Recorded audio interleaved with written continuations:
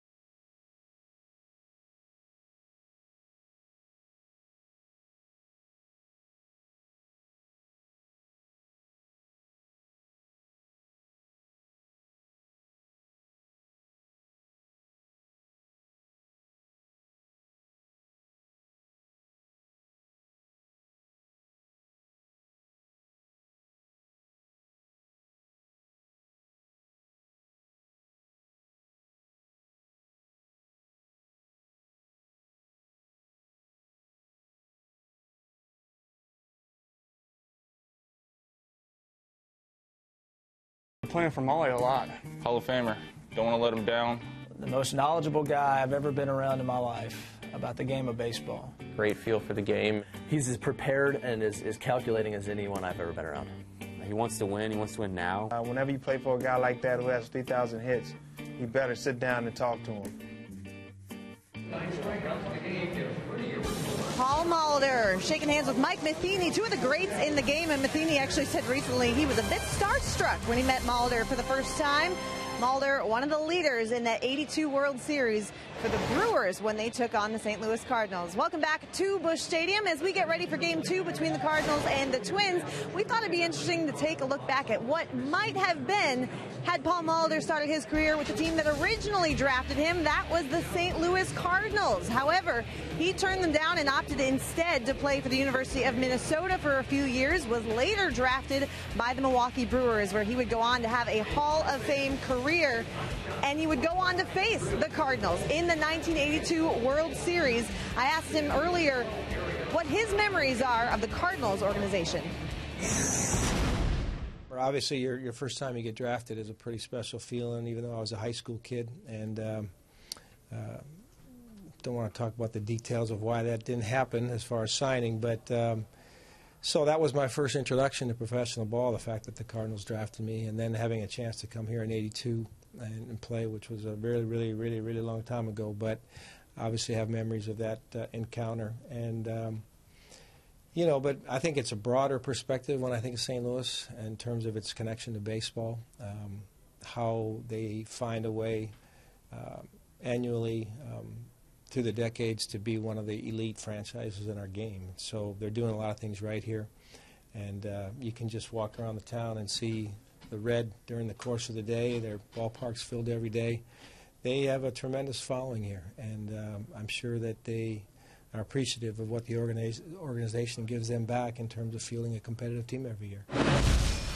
Tonight he's hoping his organization, the Twins, can beat the Cardinals. We'll have a look at today's pitching matchup coming up after this.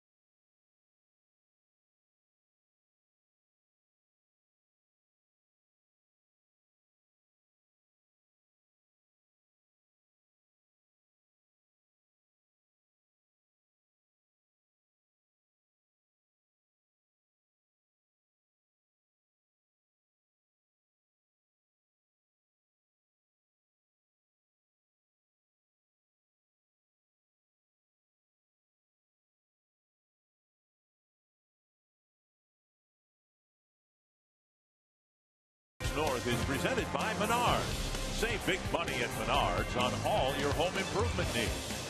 By Ram. Come discover great deals during the Ram Drive and Discover event. And by Luther Nissan Kia. 2 locations, one very low price. Runs and wins have been hard to come by for the Twins on this road trip. Game 2 between the Twins and the Cardinals, and we expect another low-scoring ball game. Kyle Gibson in interleague play, just one win in 6 starts, and his mound opponent one of the best in the business, although he too has struggled in interleague play. And we welcome you to Busch Stadium in St. Louis on this Tuesday afternoon. Dick Bramer and Bert Blyleven with you for the final game of this series. Of course, these two teams will face each other in Minnesota for a 2-game series starting tomorrow night. Kyle Gibson's been one of the reasons the Twins are above the 500 mark, but he, like the Twins, have struggled in the month of June. Yeah, he had a great month of May. Very good low earned run average, but in 2 starts in the month of June, he has struggled. 4 of the 6 home runs have come over his last 4 starts. And Kyle Gibson, you know, he went to school, not college, not too far from here. A lot of family and friends. So if he can get past the first couple innings, those are the innings that have been his biggest problem. Hopefully Kyle Gibson can get some double play balls and also pitch well. For the St. Louis Cardinals, it'll be Michael Watka. This guy has been outstanding. A 7-game winning streak at the beginning of the year in his first 9 starts. But over the last 3, he'll struggle a little bit, but still very good ERA, 2.45, 6th best in the National League. Cardinals have the best record in baseball because of their great pitching. And the Twins hope to get a good start today from Kyle Gibson as they hope to head out of St. Louis with a 2-game split.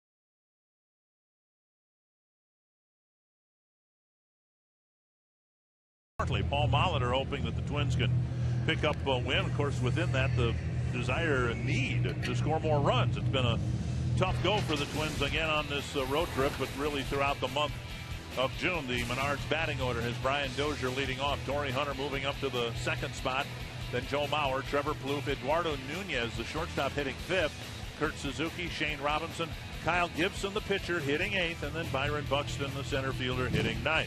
Yeah, the Twins are only 4-10 in the month of June after going 20-7 in the month of May. So, yeah, they got the work cut out for them this afternoon. Michael Watka, he has been outstanding. He started the season off in his first 9 starts 7-0 with a 1.87 earned run average, making his first career start against the Twins. He has struggled a little bit over his last 3 starts, 1-2 with an ERA over 4. Northland 4 defense for the St. Louis Cardinals. Randall Grichuk in left field. Peter Borges in center. Jason Hayward in right. Carpenter, Peralta, Wong, and Reynolds, the infielders again. And, of course, Yadier Molina behind the plate. 2 teams will head to Minnesota after this game, and so will the umpires. Mike Estabrook has the plate. That means Joe West will have the plate tomorrow for the first time since Game 3 in Detroit, when Torrey Hunter had a little issue with. Oh, you got to let things go. You know? I won't. I hope that Torrey and Joe West do. I don't. Here's the first pitch lifted high and deep, but foul down the left field line. Dozier again jumps after the first pitch. He'll jump on that first fastball. Walker has a good fastball in the mid-90s and a very good changeup. A 6'6" right-hander that'll come straight over the top. Just 23 years old. He's in his 3rd season with the Cardinals. And through the hole to left, so Dozier swinging away. A deep foul and now a single. A rare single for Dozier, who's been putting together quite a run of extra base hits. So important, as we said last night, when you're struggling to score runs, it's really important to score first in these games. It just seems to change the whole complexion of the game, and the Cardinals were able to score first and early in last night's game and held on to win by a run. Here's Hunter. Waka has some reverse splits going. Right-handers have a much better chance than lefties, I suppose, because of that changeup. Yeah, opponents are hitting 224 off of him over his first 12 starts. Left-handers hitting just 199. Right-handers 250. 1 strike to Hunter. Now that's to center, and Jay over makes a nice running tumbling catch at Borges in center. Yeah, Peter Borges, both center fielders here. Saw John Jay in last night's ball game. Borges, of course, coming from the Angel organization. Very good speed. Got a pretty good jump on that ball. Made a nice catch. It looked like that knuckled its way out there, and Borges was able to stay with it. The Twins, at least through the first 2 at bats, in attack mode. Hunter out quickly on a liner to center, and now here's Mauer.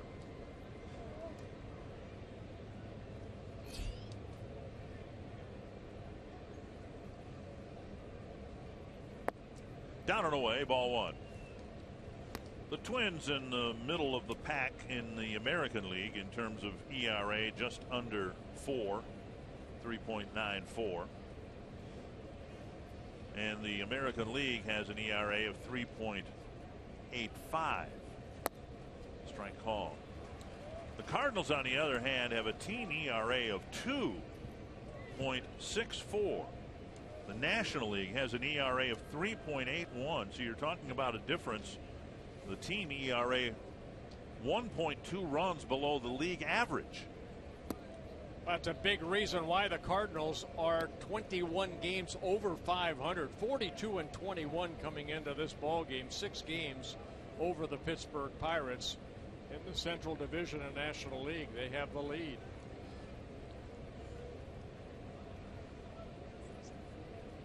Light rain falling here, and now it's 3-1 to Mauer. Cardinal outfield playing Mauer about as straight up as we've seen anybody play Mauer over the last several years. The center fielder Borges almost in straightaway center.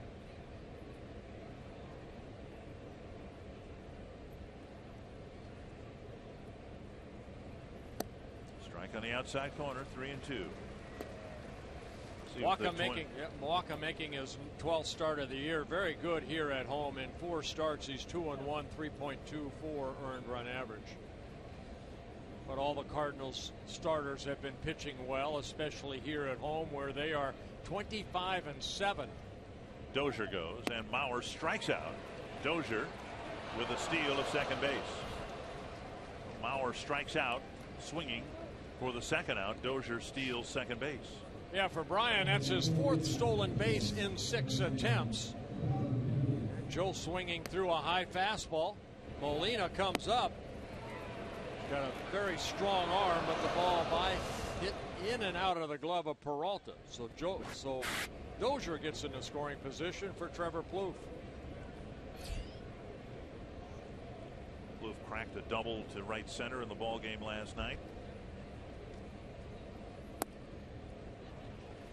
Top of the fastball at 94 on the outside corner, strike one. You know, Dick, for some reason, baseball's always been this way, that if you score first, Twins are 25-8 when they score first, and when the opponent scores first, the Twins are 9-21. And going outside again, missing 1-1.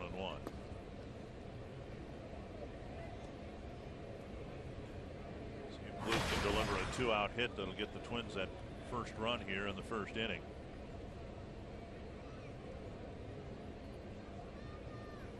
Check swing. Did he go? Joe West says yes. When the Twins have done well on the road, and I'm thinking of the series in Cleveland, in Chicago, in Pittsburgh, they scored right away. They ambushed the starter in some of those games and put not only a run up on the board, but a crooked number early. Of course, now runs of any kind have been hard to come by. Outside again, 2-2.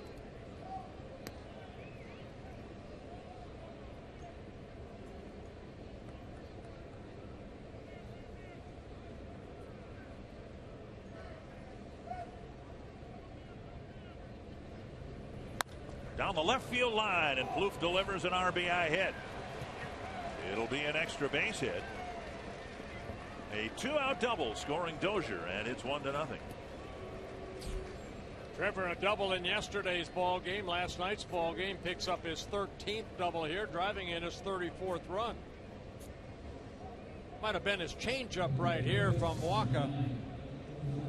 Something off speed, and Trevor out front.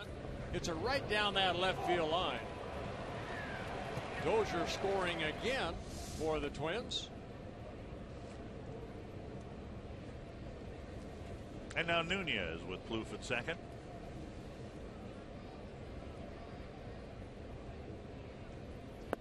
Down and away, ball one. It's the 52nd time that Brian Dozier has scored a run. He came into the ball game 1 run behind Josh Donaldson, now tied. Nunez to right. Hayward is there. That ends the inning. A couple of hits and the game's first run for the Twins in the top of the first. Kyle Gibson will throw his first pitch with a lead here in St. Louis.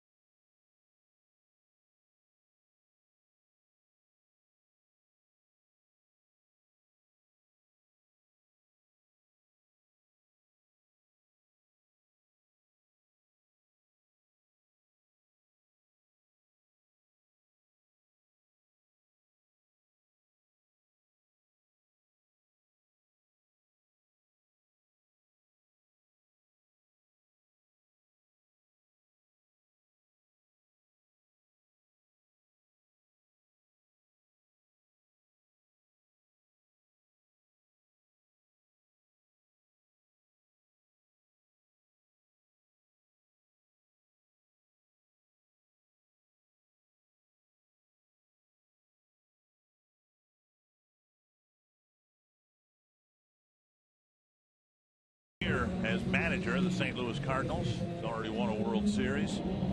and perennially has the Cardinals in postseason play. They've built a baseball organization here that seemingly wins every year. The Menards batting order: Colton Wong leading off, Matt Carpenter batting second, Johnny Peralta, Mark Reynolds, Yadier Molina, Jason Hayward, Randall Grichuk, Peter Borges, and Michael Wacha.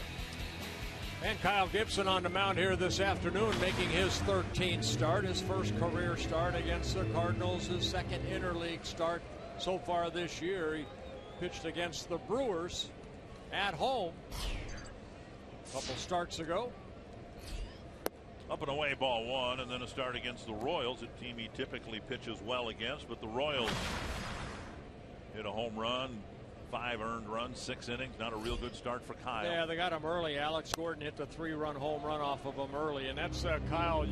Again, when you have that extra day and he's pitching on 6 days rest, Kyle Gibson got to get that sinker right off the get-go. He said maybe focus a little bit better, get that ball down in the strike zone. 1-1 to Wong. Like that. And a liner to Nunez. That's one away. A good pitch right there. Why? I mean, he hit the ball pretty hard there. Yeah, but we saw the location. Right. 1 down, and here are the Twins out in the field. Brought to you by Northland Ford. Shane Robinson, the former Cardinal, in left. Byron Buxton in center. Torrey Hunter in right. Plouffe, Nunez, Dozier, Mauer, the infielders. Suzuki behind the plate.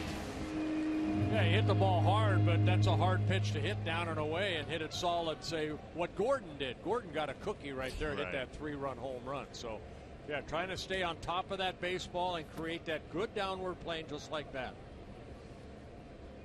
If you miss, especially a sinker baller, you want to miss down. 1 down. Carpenter at the plate, 1-0. And a strike, and when Gibson's going good, we'll see him get a lot of ground ball outs. So the hope is he'll keep the infield busy. Yeah, he has 15 double plays turned behind him this year. This is his 13th start. Mike Pelfrey and Gibson, the most double plays in all of baseball, turned behind them. Sinker low, and it's 2-1. Left-handers hitting just 223 off of Kyle. Opponents hitting 247 overall. Right-handers hitting 271. There's Pelfrey. Grounded foul. Chris Maloney at first base.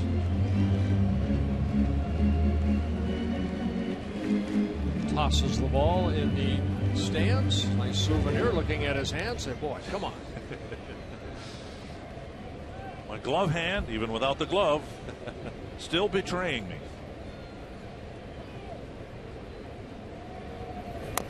Chop foul. One thing Kyle has shown, I think, over his career, this is his 14th career start. He's not a strikeout pitcher, even though he has picked up some strikeouts over the last couple starts, 15 over his last 13 innings pitched. In his career as a Twin, averaging 5.3 strikeouts per 9 and about 3 walks per 9. 2-2 to Carpenter. In fact, you could make the case that when Gibson gets strikeouts, that's almost a bad sign. In May, when he had such a great month, 39 2/3 innings, an ERA of 1.36. He had 24 strikeouts in the 39 2/3 innings. 3-2.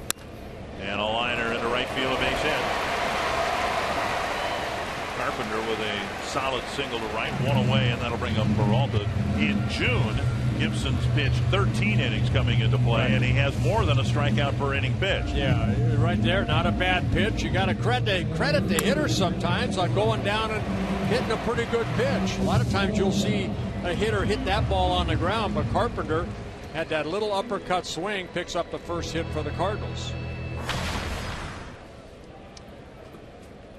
Here's Peralta.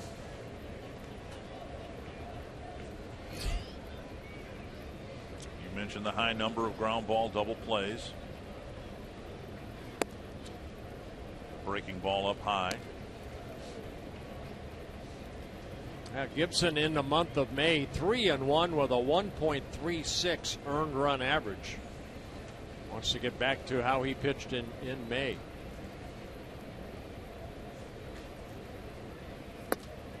There's a fastball and a strike. Rain coming down a little harder here. It's going to be one of these days, off and on. And during this at bat, the intensity of the rain's picked up pretty heavily.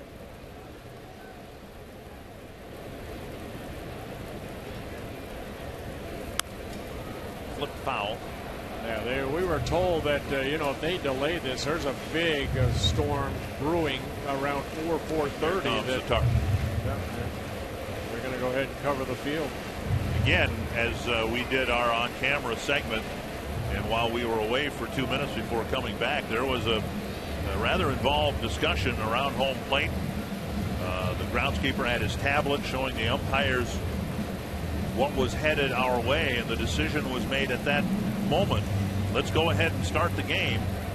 And we can't even get through the first inning here without the tarp being put on the field. Well, hopefully it's a cell that will pass, because you got two starters that don't want to sit too long between this little rain delay. We had a rain delay at the start of the game last night. The game here Sunday was postponed because of rain. Series finale between the Cardinals and the Royals. Good job by the ground crew. Look how quick they get that infield covered.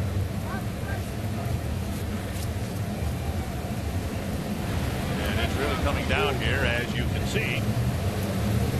Good job.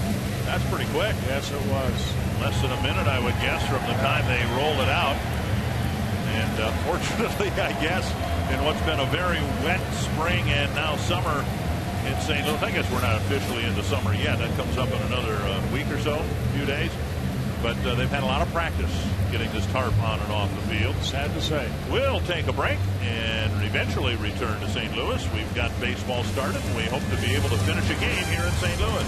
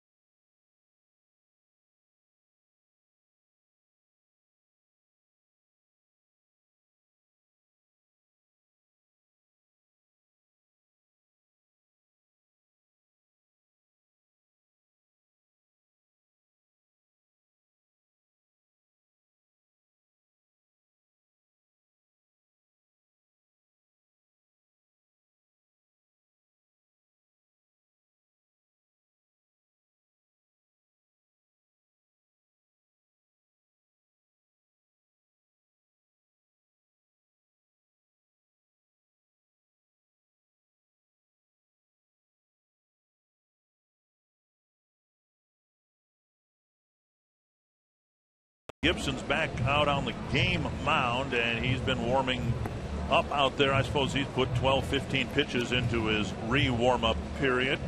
Yeah, he'll get as much time as need be to get ready to face Peralta again. Well, let's go back how the Twins were on the board. Brian Dozier led off the game with a base hit, and then, a double. It was base hit, and then Dozier later scored for a 1-0 lead.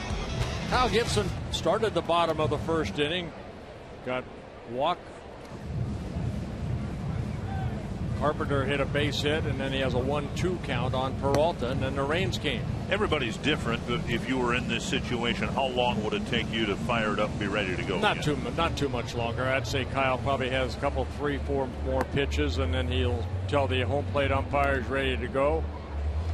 I'd say probably around 20, 25 pitches, something like that. Because we saw both of them between, the rain delay, during the rain delay, both stretching and again changing your shirt and then go back out there.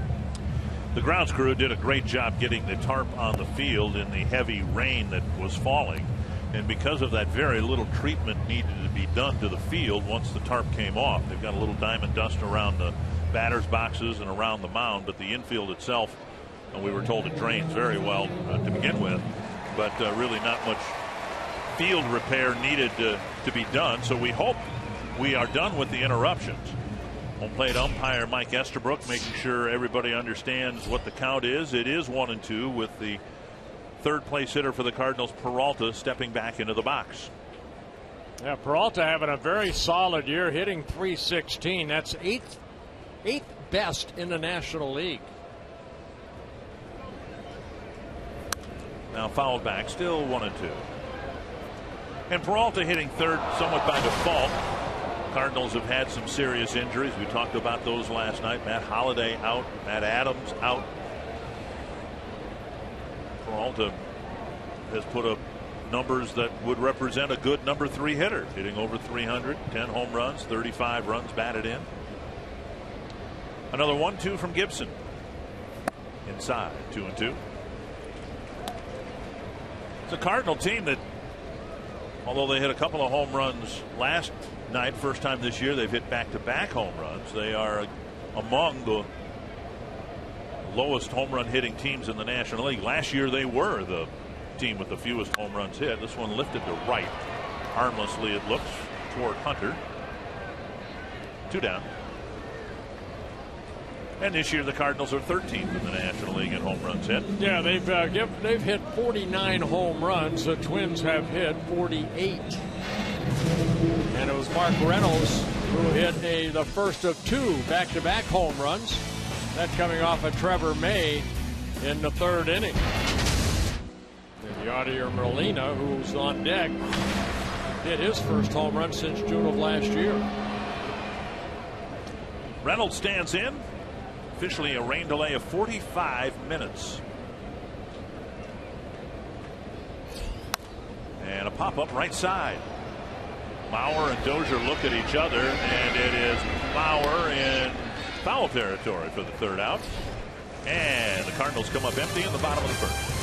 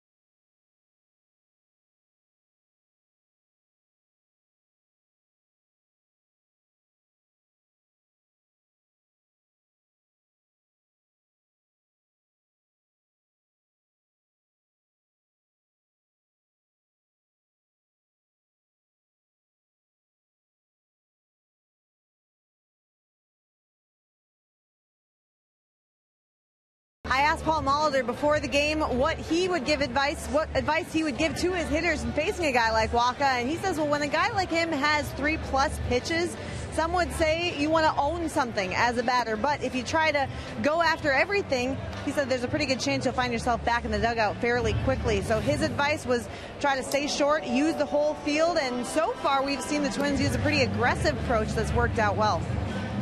Yeah, the Twins swung the bats pretty well in the first inning. Dozier with a sharp ground ball single, Plouffe hooking a double into the corner, even Nunez lining out to right. How about Bartolo Colon? My goodness, 40 years old, already 9 wins on the year. It's like a machine. He just keeps going.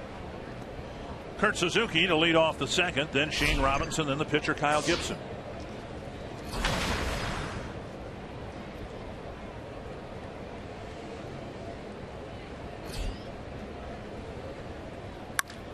On the ground, backhanded by Peralta. And Suzuki quickly retired. And that'll bring up Shane Robinson, who in a pinch hitting appearance got a nice extended ovation from the Cardinal fans here, who appreciated his service to the organization. Robinson hit a big home run for the Cardinals in the playoffs a couple of years ago. Yeah, I thought it was cool that Yadier Molina took a little extra time, stood in front of home plate to let the crowd acknowledge Shane.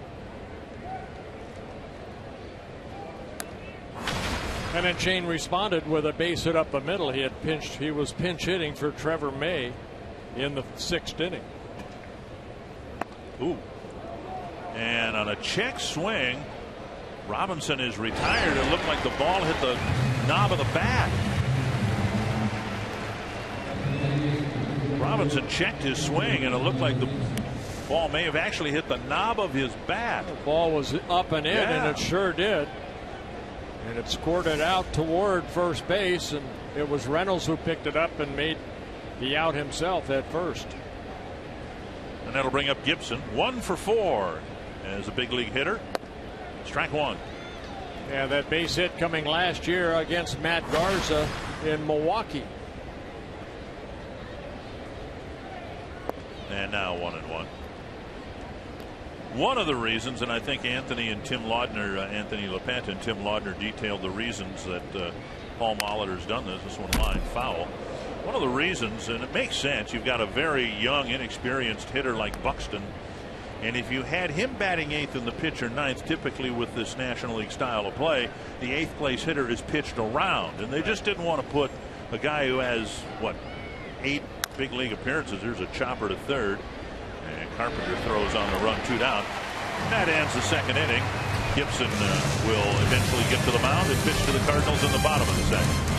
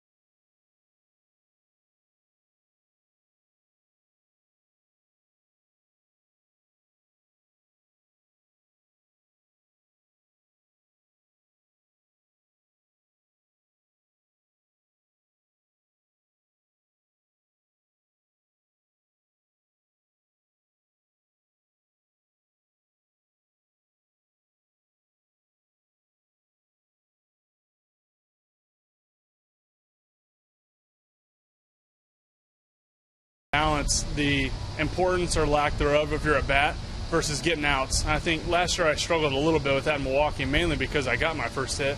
I was pretty excited. I had to run the bases a little bit, and next inning it's different finishing the inning on the bases and then having to come in and make sure you're prepared to go on the field. And I ended up giving up a homer the next inning. Now some of that might have been because I was tired, but the thing you have to do is just make sure that you're separating your real job, which is getting outs, and then kind of the fun part of it from being in the American League is the chance to to go up there and hit.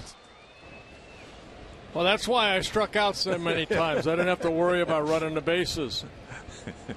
Kyle Gibson did make contact, but you go out there, you catch your breath, and then you go right back at what you're supposed to do, and that's to get the opposing team out. So far, he's had the Cardinals hitting the ball in the air, which isn't his strong suit. Got through a scoreless first inning with a 45-minute rain delay in the middle of the bottom of the first. Now Molina, Hayward, and Grichuk will hit in the second. Driven to right.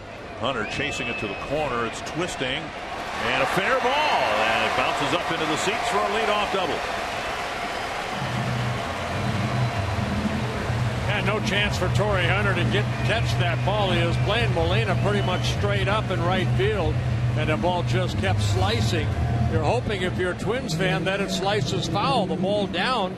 Molina with that uppercut swing, but the ball lands fair and then jumps into the stands for a ground rule double. For Molina, his 11th double of the year. Picked up 3 hits in last night's ball game. Yeah, he's got 4 straight hits going. Here's Hayward.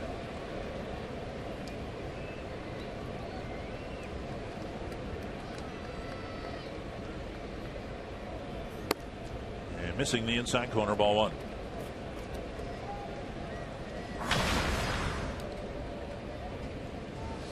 Hayward in his first season with the Cardinals, coming over from the Atlanta Braves, where he spent 5 years. He was an all-star for the Braves in 2010. 2-0.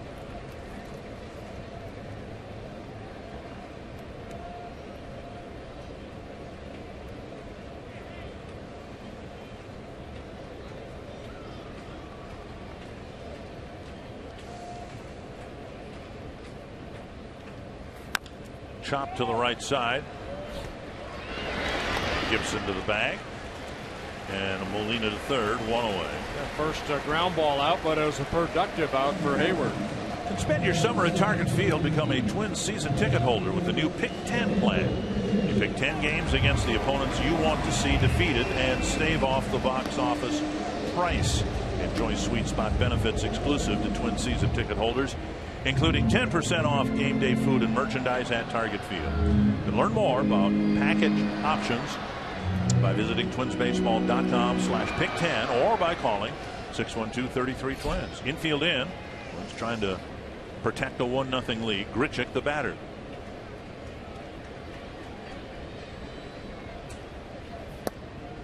And a strike at the knees. Yeah, the infield in, but not all the way in. A lot of times you'll see him in on the grass, but maybe about 3 or 4 steps back is Nunez and Dozier. Reflecting Molina's less than average foot speed. Swing and a miss, 0-2. Now here is where Gibson could use a strikeout. Right. We were talking about him not being a strikeout pitcher, but he's shown the ability to do that. And he'll try to go after Grichuk in an 0-2 hole. A lot of the strikeouts we see from Gibson is that two-seamer down and in to right-handed hitters. And Suzuki sitting away. And a slider missing down and away. Kyle has 3 pitches, basically. That sinking fastball, the slider. Once in a while, I'll throw in a slow curveball, and then the changeup, which he's thrown more and more frequently to right-handed batters. I think they're going to go back in right here. They wanted it up in the strike zone, but too high. And now 2-2. There's Neil Allen right there, the pitching coach, a former Cardinal. Yeah. He pitched here for 3 years, 1983 to 85. 20 wins in a Cardinal uniform. 2-2. There's that pitch. A lot of times that didn't have that sink. A lot of times he'll throw that two-seamer that will sink underneath the swing of right-handers. That ball just didn't have the good sink yet. And again, you see it early, I think, from a sinker baller. If they're too strong early on, you'll see as the game goes on, as Gibson can get into the 4th, 5th inning, you'll get more ground ball outs. You should. Another 2-2 pitch. Like he snapped his bat, a fly to left, and Robinson makes the catch. He'll throw right down the line. Here comes Molina. Here comes the throw. Safe. The game is tied. Good throw by Robinson from the corner, but Molina tags and ties the game up. Grichuk picking up an RBI, his 13th of the year.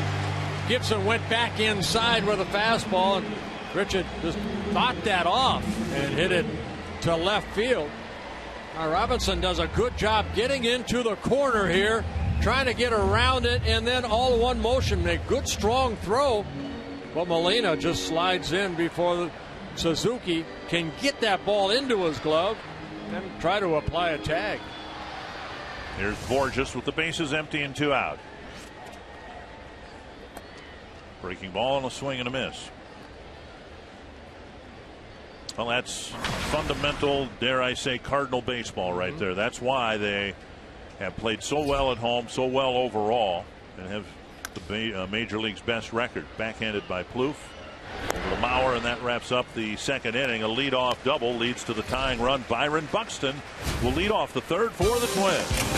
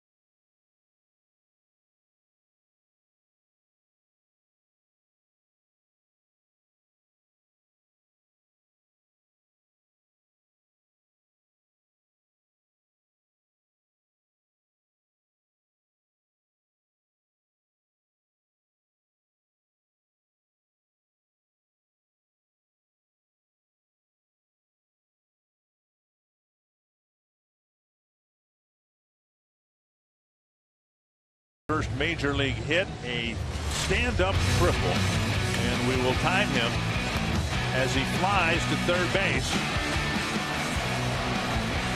And he nearly lost it right there. But slowing up going into 3rd and got there in 10.1 seconds. Mike Trout at Target Field last year. And you can see Trout didn't really barrel into first base, and he went in head first. There's Buxton taking a pitch down and in, ball 1.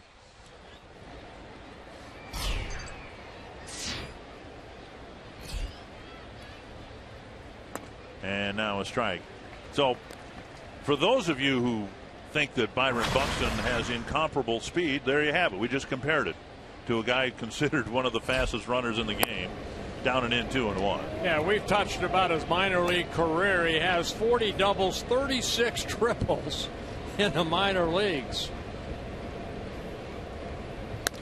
On the ground. Peralta gets rid of it quickly. 1 down.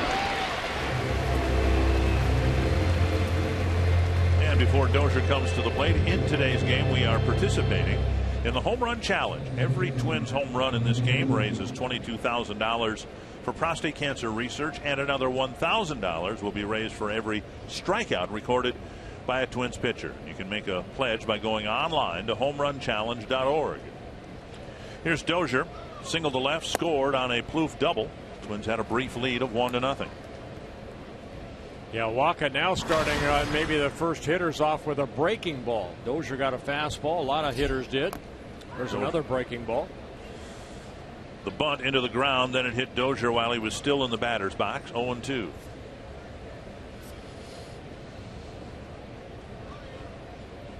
Touched on Waka a little bit at home here this year. 2-1 ERA over 3, but this is his 20th start here at Busch Stadium. He is 9-2 with a 2.49 ERA. Touched on John Lackey's success, the starter last night, pitching at home. Tapper to short, Peralta. Just barely got Dozier, 2 down. And it's Waka getting the ground ball out here in St. Louis. Sanford Health injury report. We saw Delano DeShields take himself out of the game after the pursuit of a drive to the gap. And he's got a left hamstring strain. That was pretty obvious as he was coming off the field Sunday in Arlington. Expected to miss 3 weeks. Hunter with a foul, 1 strike. Twins won 1 game in Texas, hoping to win a game here in St. Louis.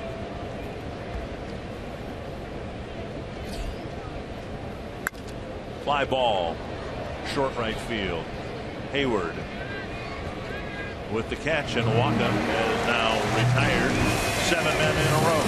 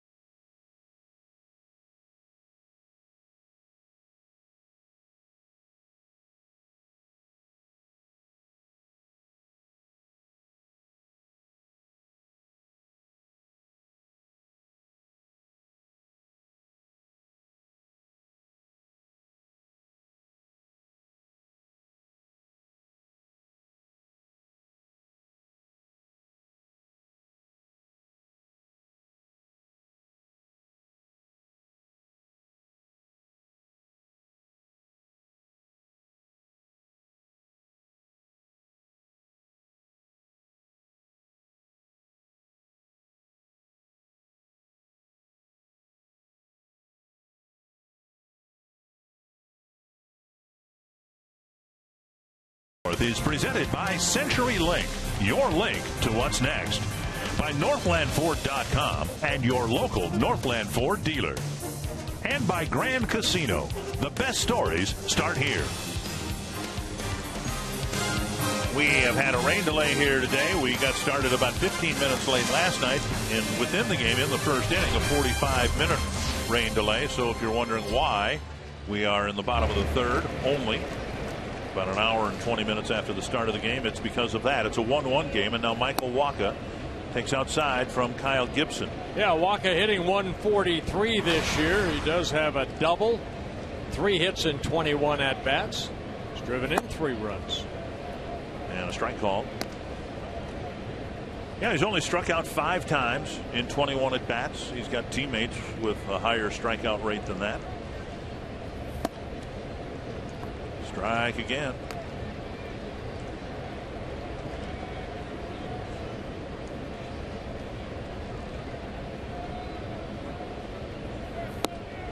And now 2-2.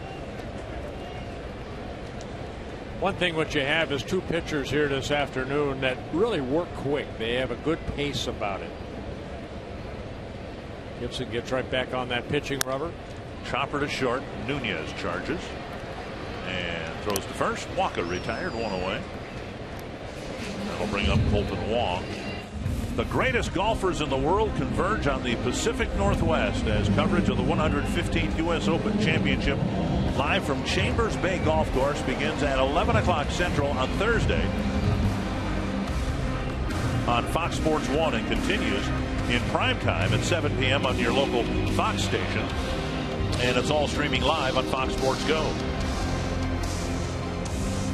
Wong with a liner to Nunez, his first time up. And now a grounder foul, 1 strike.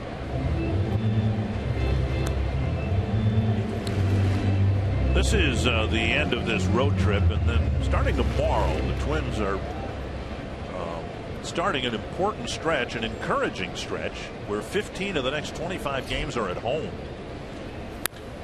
And that is fair between Bauer and the line. And it juts out, bounces into short right field. Hunter spins and fires. It's a 1-out double for Wong. Yeah, here at St. Louis, there's a little bit of a cutout, and that ball hit the cutout, then deflected back into short right field. Tough little area to try to play, because if that ball sometimes stays just on the other side, it rolls into the corner. But here, Wong hitting it sharply, and then it hits that little cutout and deflects back toward the infield. And Torrey slips a little bit. Watch the carom go back toward the infield. And then Torrey slipping a little bit, but it's a double for Wong. Carpenter singled his first time up. Cardinals scored their run after a leadoff double in the second. Now Gibson will try to pitch around a 1-out double in the third. Strike on the outside corner.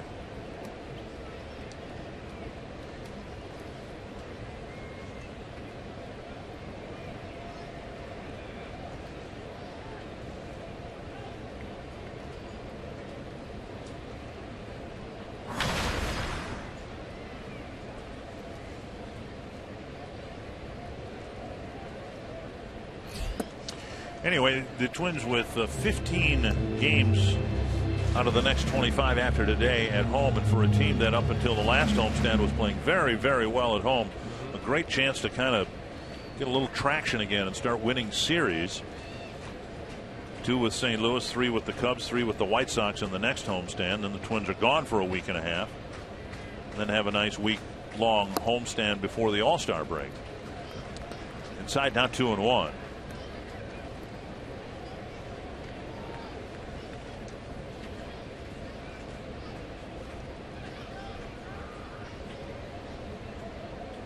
Starting today, 2.5 games behind Kansas City and a half game ahead of Detroit. 2-1 to Matt Carpenter.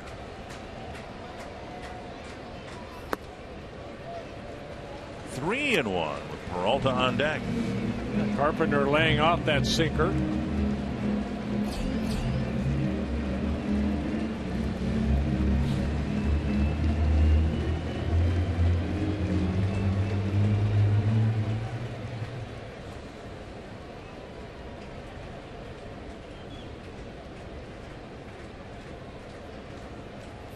And a walk will put Carpenter aboard. First walk for Gibson. And now Peralta with runners at first and second and 1 out. Just setting up the double play. That's all he's doing here. And as you said, 12 starts and 15 ground ball double plays. Peralta hit a fly ball to Hunter his first time up. Yeah, Peralta has hit into 8 double plays.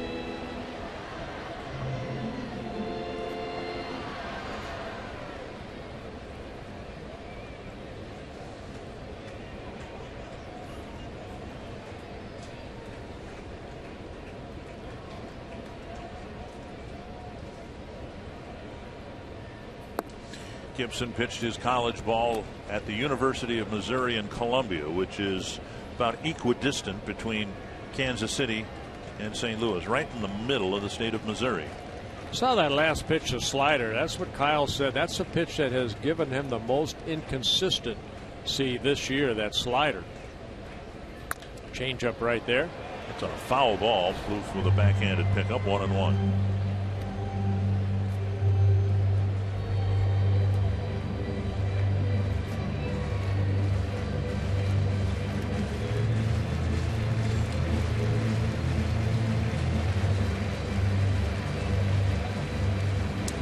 In the left shoulder of the uniform, of course, for Oscar Taveras, their outstanding prospect who was killed in a car crash last fall. Down and away, not close to the strike zone. Yeah, again, a slider that Suzuki has to go into the left-handed hitter's batter's box to smother.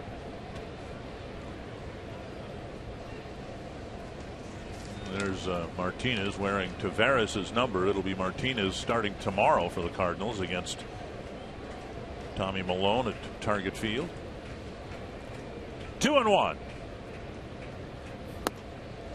And now 3-1. Gibson just coming off a 5-pitch walk to Carpenter, and now he's in danger of filling the bases with Reynolds on deck. Where Kyle has to trust that two-seamer, the sinking fastball. Hopefully throw it here. And hopefully Peralta will beat it into the ground.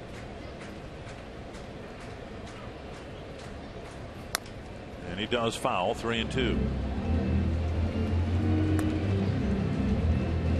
Well, hitters go up there, and you know he's throwing them 2 sliders here that are way off the plate. So as a hitter, you would think, well, he's not going to throw me a slider. So I can eliminate that pitch. So now I have to look fastball, sinker, same thing, or changeup. That's why it's so important to get your secondary breaking ball over early. Side move, checking the runner Wong at second base. And we have seen Gibson this year throw that changeup more frequently to right-handed batters.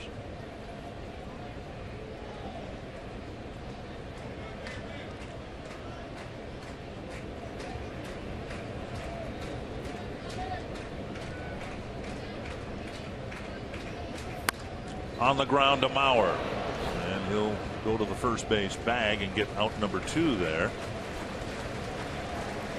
Well, right there, Joe had a chance to get the out at second base, but decides to go to first.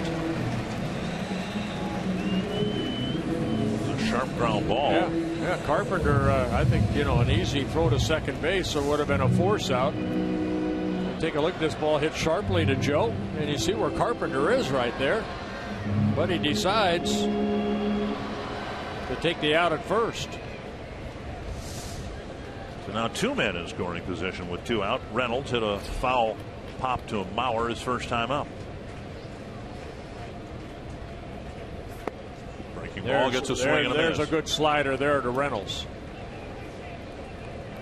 So it's a pitch you don't put in your back pocket if you miss 3 or 4 times. It's a big pitch for Kyle Gibson. A good hard breaking ball down. Reynolds mashed a fastball for a home run last night, down and in. You're going to go in here, you go way in, and there's a base hit. That's about where the fastball was that Trevor May delivered for a home run pitch. A 2-run single, and the Cardinals lead 3-1. That's why it was important for Joe Mauer to get the out at second base, because now 2 runs have scored rather than maybe a runner at first and second now. The Cardinals get a 2-out hit to drive in 2 runs. You're going to go in on this guy. You can see Suzuki sitting in, but the ball had too much of the plate, and Reynolds opened up and hit that ball sharply into left center. Wong and Carpenter score, and it's a 3-1 ball game.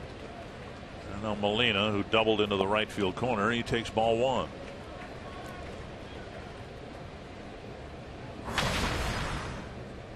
Molina doubled leading off the second, scored on a fly ball from Grichuk, and now the Cardinals have added 2 more here in the third.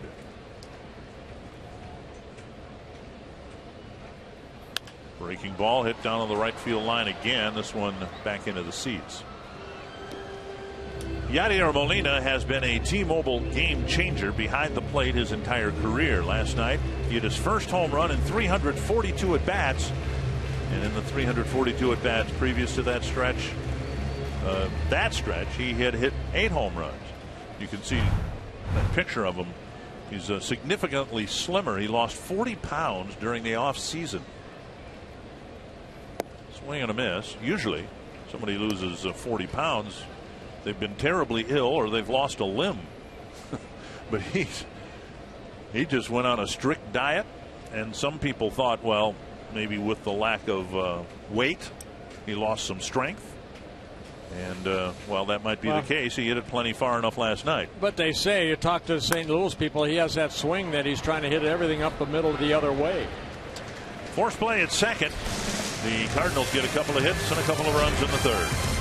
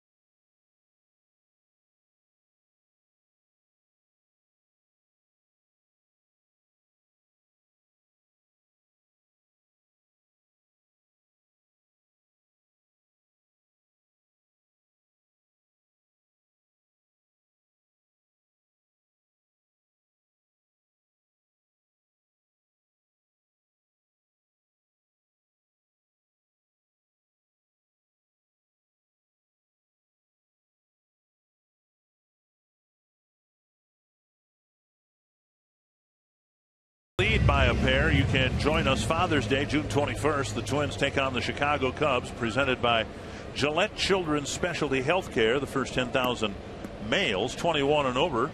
You and I fit into both of those categories. Get a Minnie and Paul ceramic stein presented by Goose Island.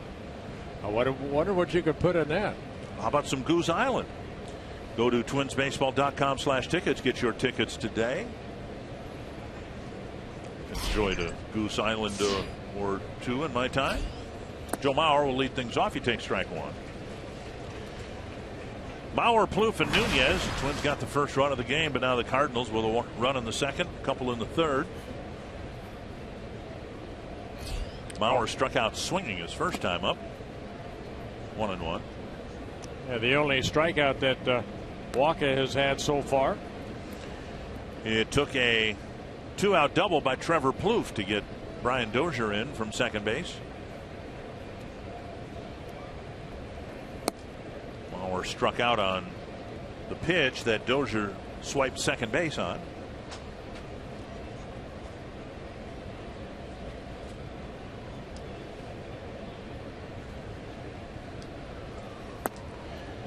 Joe was batting average in unfamiliar territory, 256.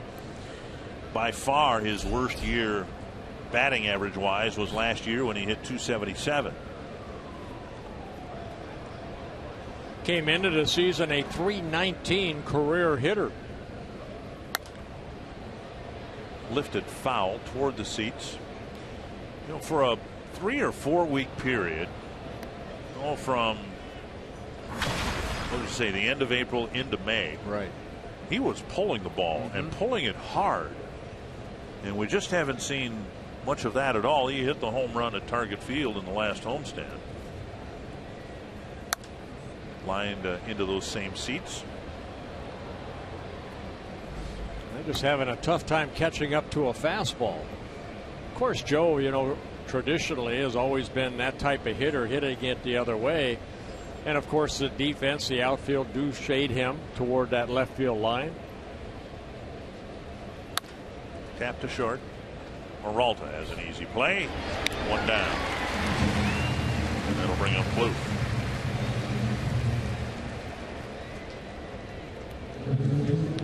Blue drove a double into the left field corner, and last night's double and today's double, maybe some signs that Trevor's getting some things sorted out at the plate. Had a difficult start to the month of June.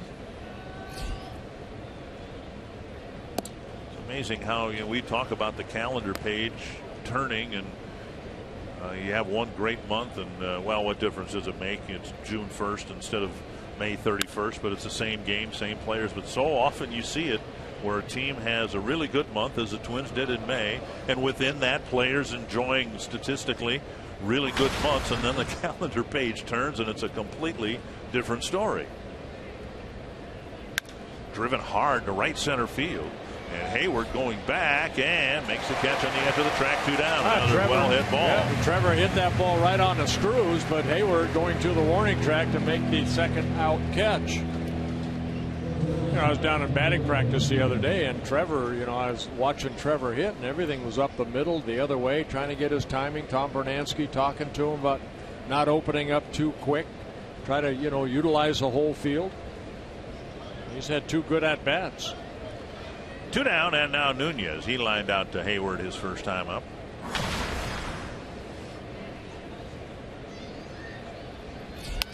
Foul back. Some other baseball news early in this day. We told you about the FBI investigation between the Cardinals and the Astros. Pat Murphy is going to be the interim manager for the San Diego Padres. Pat Murphy was a AAA manager for the Padres, been in that organization a while. Interim manager for the rest of the season. I mentioned Gibson. Watch Walker. He gets right back on that mound. He said that they say here that Adam Wainwright, who's out for the season with the injury, but he learned a lot from him. Watching him pitch. To right.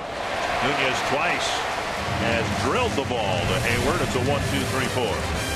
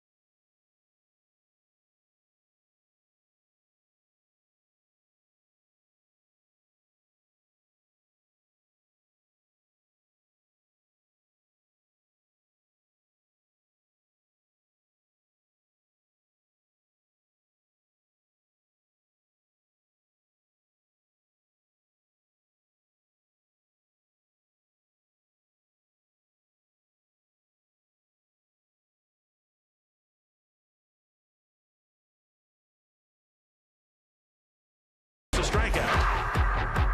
Got him. Swing and a miss.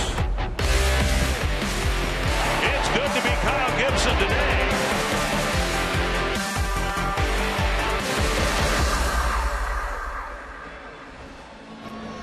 And it can still be good to be Kyle Gibson today as well. Although the Cardinals have a 3-1 lead, getting a run against him in the second.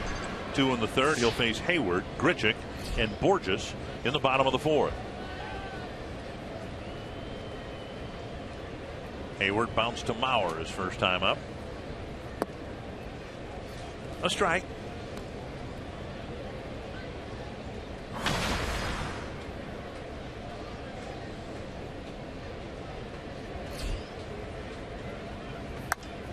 The other way, and a foul ball. There have been a lot of players over the years that have starred elsewhere and then found another level here in St. Louis. Mark McGwire, Jim Edmonds, Matt Holliday has continued a really solid career here. There's been a lot of pitchers too that kind of resurrected their career coming here.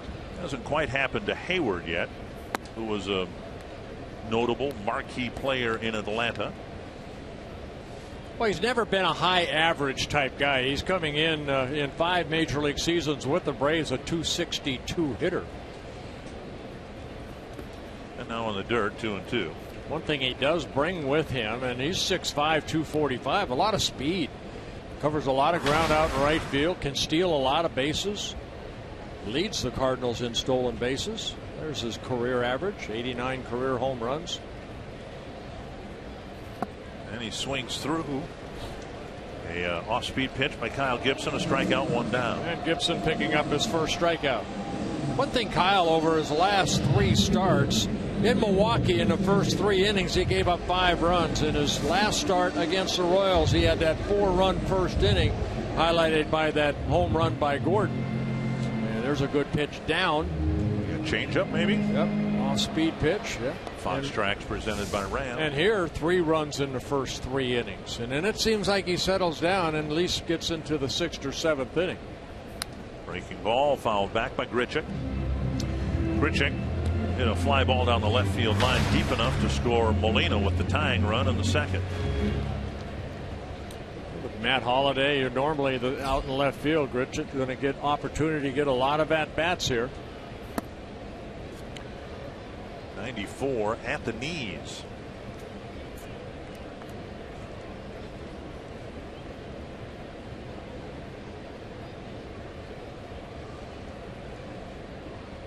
Oh, 0-2 to Grichuk.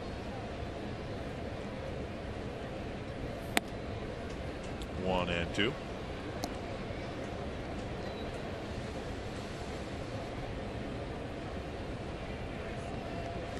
.61 pitches for Gibson.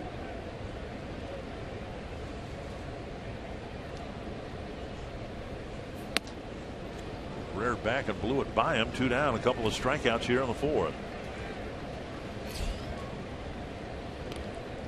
As I said, the last 3 starts, all the runs have been given up basically in the first 3 innings, and now Gibson staying back, creating that good plane and overpowering Grichuk right there for his 2nd straight strikeout. Borges with a ground ball to Plouffe. His first time up will hit here with the bases empty and 2 out in the 4th.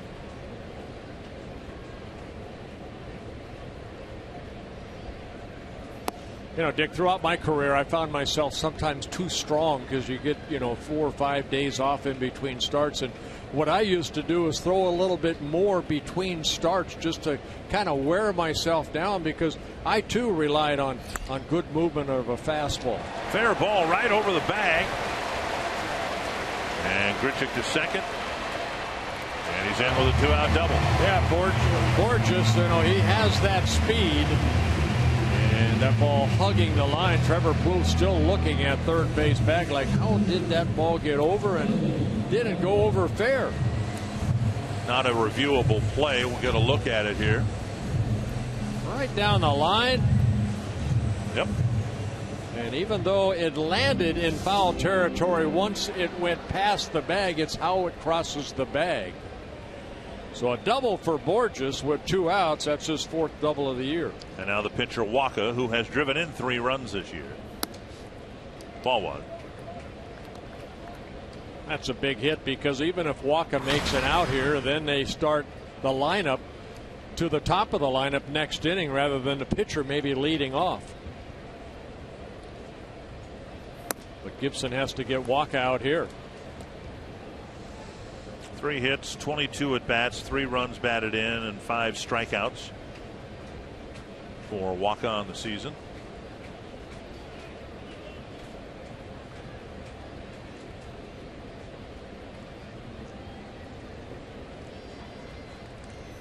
Swing and a miss. Good breaking ball there. Hard slider. Back in my days as a regular Stratomatic player, I would, for Michael Wacha, pull out a pitcher's hitting card number 2. 4 was the best. You were probably a 1. Okay, they didn't have a 0. They didn't make a 0 card. Wacha would be a number 2, which means, you know, every once in a while he'll get a hit. Boy, that, you know, every night, every day, you have a tendency just to jump on me. Well, now you would, if different words, have said the same thing. I know. Okay. Look, I thought I was being generous, giving you a 1.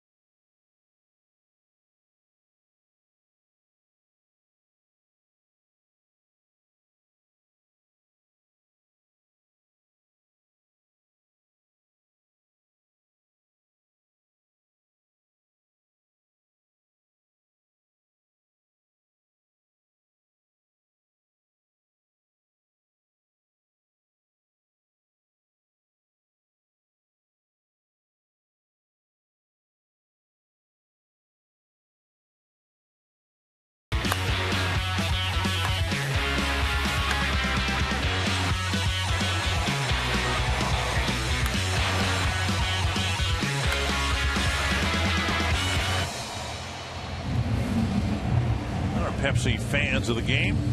Ran into a lot of Twins fans again today. It came down here. It's a fairly simple drive as it is to Kansas City. So a lot of Twins t-shirts, jerseys in attendance here, hoping that the Twins can win the final game of this road trip. Kurt Suzuki and the Twins invite you to Aloha Night. It's Thursday, July 9th, and there's a special offer out there now that includes Field Box or Skyline Deck tickets, plus a limited edition Kurt Suzuki Hawaiian t-shirt. Portion of the proceeds will benefit All Pono, a youth sports program in Hawaii. And the offer is available exclusively by visiting twinsbaseball.com/aloha. Suzuki, Robinson, and then Gibson. We'll wait and see. We're at that stage now where by National League rules a manager has a decision to make, and by batting the pitcher 8th, that decision will come up here necessarily in the 5th inning as to whether Gibson will get to hit. Yeah, I think Kyle's going to hit here. Well, what if there's guys on base and you got a chance? You bunt them over, because if there's guys on base, you're going to have, you know, 1 out. Okay. Maybe nobody out, hopefully. 1-1, and now 1-2.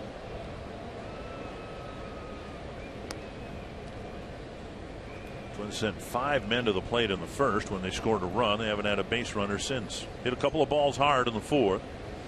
Now Wacha attacking the strike zone. This will be pitch number 50. 34 strikes so far. Weak ground ball to short. Peralta throws him out, 1 down. go to Jamie Hirsch. Well, guys, we mentioned earlier Shane Robinson received a standing ovation from the home crowd when he came in to pinch hit last night, and I asked him about that moment after the game. He said it's something I will never forget, and he did not expect that kind of reception. He said the career I had here was nothing spectacular, but it just goes to show how much these fans love their players. And he also gave credit to Yadier Molina for intentionally delaying the game a bit so that Robinson could tip his hat to the crowd and say thank you. It was a very cool moment for really everyone here, but specifically for Shane Robinson himself. Well, you spend your whole career with one organization and then you leave them. Of course, you have good memories. And Robinson originally signed by the Cardinals in 2006 out of Florida State, made his major league debut in a Cardinals uniform in 2009. Fouled over the tarp. Spent 5 seasons with the Cardinals, wearing a major league uniform.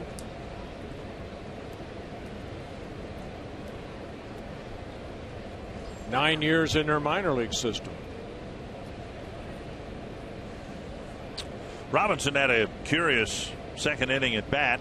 Checked his swing and the ball hit the knob of the bat and rolled out weakly to the right side where he was retired. He strikes out against Walker here, and Gibson with the bases empty will come up. Yeah, Walker picking up his second strikeout. Gibson put it in play. Hit a ground ball to Carpenter his first time up, a chopper.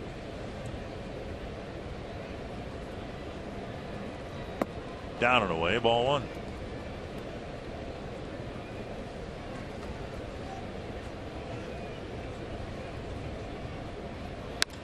A liner to right field, a base hit, and Gibson better put it in gear.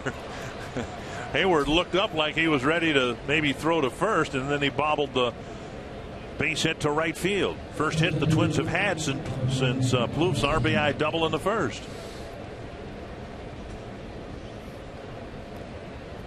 Well, Gibson getting a fastball. Walker does not want to walk him. And it's middle in, and Kyle putting a good swing on it. Well, we've talked about Gibson's prowess in the field. He's a very athletic guy out there, and that makes him a good fielding pitcher. And apparently he's given him a chance at the plate. Might be challenged here, though. One of the fastest guys in the American League is hitting behind him, and Buxton bunts foul, 1 strike. I'm going to say if Buxton hits a gapper like he did last night, he might pass Kyle Gibson on the bases on his way to third base. That ended a streak of 12 straight outs that Walker had retired. And that's one thing we have seen on this road trip so far.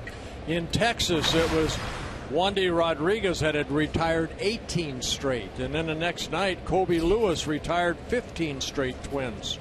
And then last night, John Lackey had 3 perfect innings to start off the game. So and we saw that again in May. The team was winning some games, but they were scoring early and then getting shut down from the middle innings on. Right.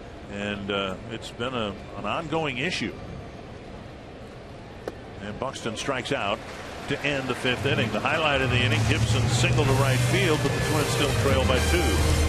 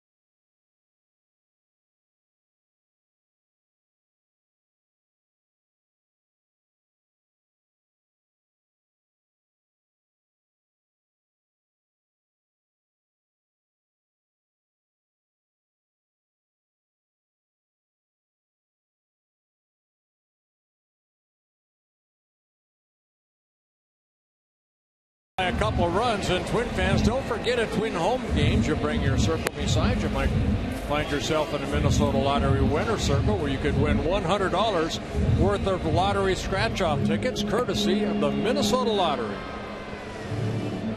Cardinals won last night 3-2. They're leading 3-1. Gibson, who in a soundbite a few moments ago, a couple innings ago, I guess, talked about how he had a hard time last year in Milwaukee after getting a base hit. Getting back to business on the mound. He's just had a base hit. He's been left aboard. We'll see how he fares against Wong, Carpenter, and Peralta, the 1, 2, and 3 batters for the Cardinals here in the 5th. Down and in, ball 1.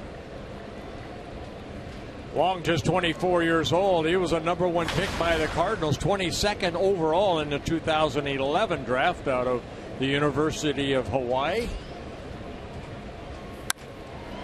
A liner to Nunez again. Second time he's hit a ball right on the button to the Twin shortstop. He has hit the ball hard 3 times with the double. 1 out in the 3rd inning. He hooked the ball down the right field line.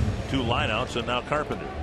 Got to be a pretty good scouting report, because Nunez pretty much didn't have to move. He hit it right to him. And he's shading a bit up the middle, as he is Carpenter. Asked Paul Molitor about that before the game today, about the scouting reports, how detailed they are. And they are very detailed. And he says you use that information or not use it, but if you don't use it, you know, a great potential advantage you might have, you'd be stupid not to use it, in essence, is what he said. And we saw last night with Carpenter at the plate, Twins had a pull shift on for him until there were 2 strikes, and then their data that they've collected, and he says they collect data for the last 75 at bats, showed that with 2 strikes he's more apt to use the whole field, right. Maybe hit to the opposite field. And the bottom line is they pulled Escobar, the shortstop, back over to his normal spot, and he hit the ball right at him. Well, liner to right. Yeah, he pulled that ball right there, but Trevor Plouffe was basically saying you can't hit it down that 3rd baseline. He was leading towards short. But Carpenter gets his 2nd hit, comes with 1 out here in the bottom of the 5th. A couple of well-hit balls against Gibson in the 5th. You can take your family to the ballpark this summer in the Minnesota Twins, our family section, presented by Fox Sports North. Tickets in this alcohol-free section start at just $10 and include a free Schweigert hot dog and Pepsi. For ticket information, visit foxsportsnorth.com. Click on upcoming events on the Hot Topics bar.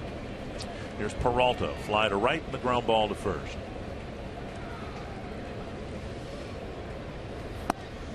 It was the ground ball to first in the 3rd inning. The Cardinals had runners at first and second, 1 out. Peralta hit a hard ground ball to Mauer, who was playing a deep first base, and Joe ended up getting the out at first rather than getting the force play at second base. And then sure enough, Reynolds hit a single, and it was a 2-run single instead of a 1-run single. Yeah, sometimes those little things, and we've seen Joe a couple times make mistakes that way. You know, at home he had a chance to tag first base and then get the out at second, but Joe very safe at first, almost too safe. 1-1 to Peralta.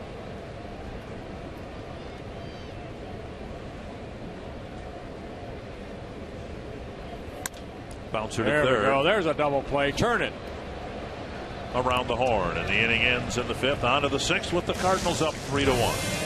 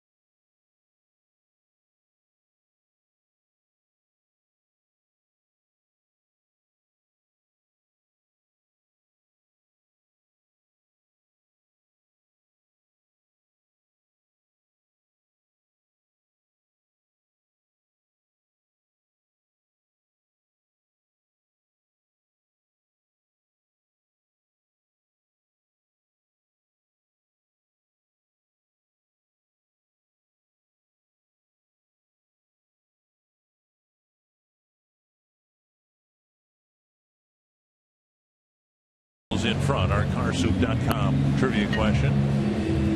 Who was the last Twins player to get a triple as his first major league hit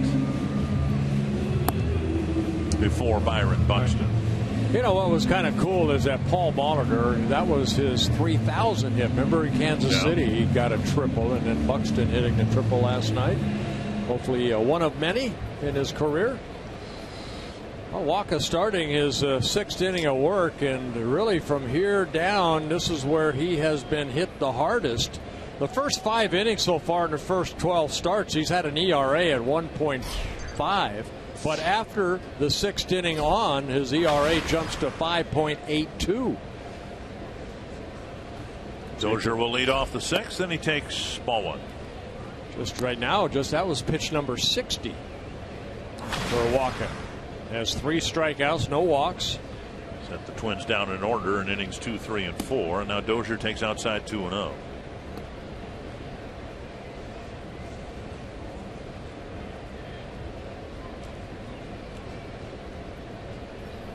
Popped up, it will reach the seats. Ordinarily, you face a pitcher with an ERA at 2.45 and you go, oh man, we're really going to have a hard time.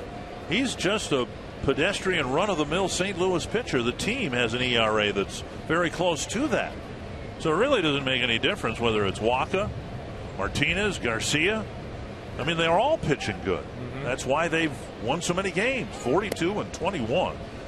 They don't walk many people, but now Dozier has a 3-1 count. Well, what the Cardinals are doing with Waka, and we'll see Martinez tomorrow night in Minnesota, is they're trying to watch the innings pitch because they're going to go to postseason. That's what they're planning on. So they want to make sure that these young kids don't throw too much during the summer. They don't want to do a Strasburg situation to where you get into postseason and he's already shut down. Waka last year pitched a total of 107 innings in 19 starts. Dozier lifts it to right, playable for Hayward. So he has no complete games. There are probably some games he probably could have maybe gone 9, but they kind of watch him right around this time. If he starts to tire at all or gets hit a little bit, they're going to pull him. And kind of a unique approach to last night's starter John Lackey. They started him late in spring training, basically setting his whole season back a couple of weeks for the same reason. They wanted him as fresh as he could be as a veteran in September and then hopefully into October. Yeah, but Lackey's a veteran, like you said. He's got, a lot of innings under his belt. That's a foul ball. And Torrey's good buddy Joe West just points into foul territory. That was close.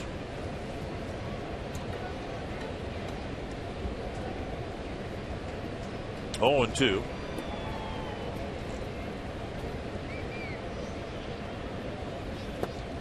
And Torrey missed a couple games in Texas. He's having a tough time getting back into his rhythm at the plate. 2 down. Let's check in with Jamie Hirsch. Well, guys, we've talked a lot about the hype surrounding Byron Buxton, and maybe the guy who understands that the most is Joe Mauer. He was a very anticipated prospect, especially being from Minnesota, but he made his debut just about 11 years ago, and he shared his experience recently with Byron Buxton on just handling the pressure. He said that what he did was rely on not only his family, but especially his teammates at the time. He mentioned guys like Corey Koski, Jock Jones, and Torrey Hunter back then, who really helped him get through the first couple games. He said there was only really one moment that he was really nervous. It was the first warm-up pitch that he caught from Brad Radke way back in 2004. But just sharing that experience alone can do wonders for a kid like Byron Buxton, who's looking for help in getting through these first couple games. Thank you, Jamie. Strike 1 on a foul, and now Mauer takes strike 2. Well, first you got to just be ready to play mentally and physically, and then enjoy the game. That's the biggest thing. Buxton's getting pulled here left or right, but his piece is really the 9 innings that you get to play the game of baseball. And the same thing for Joe Mauer. And Waka has a 1-2-3 6th inning, picking up a couple strikeouts, 5 in the ball game. Mauer striking out, and it's a 1-2-3 6th.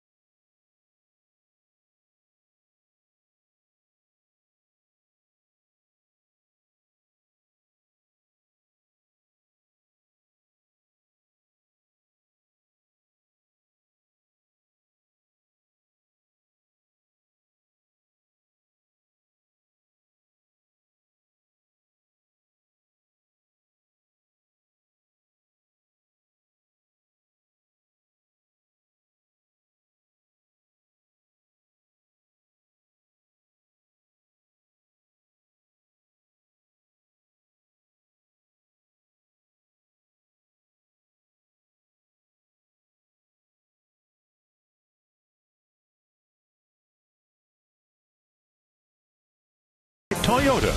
See where Toyota takes you. Test drive one at your local Toyota dealer. Toyota, let's go places. And by Sanford Orthopedics and Sports Medicine, for the everyday competitor in all of us. 3-1, Cardinals in front. Mark Reynolds, Yadier Molina, and Jason Hayward will hit against Kyle Gibson here in the 6th inning. During the inning break, I think I just had the first hot dog I've had at a baseball game in St. Louis. I can't believe you ate it that quick. Since the late 60s. We used to come here from Central Missouri to watch the Cardinals back when the other Busch Stadium was brand new. The Arch was brand new. I think I was among the first 10,000 people who went up into the Arch in the mid-60s. I went up there once. Really? Yeah. That elevator goes up, sideways, sideways. Yeah, it's a little pod thing that they run up there. I think it's the same one they inserted into that arch in the mid-60s when the Arch opened. Well, Reynolds got the big 2-run single with a couple runners in scoring position in the 3rd inning. That's the difference in a ball game so far. 2-2.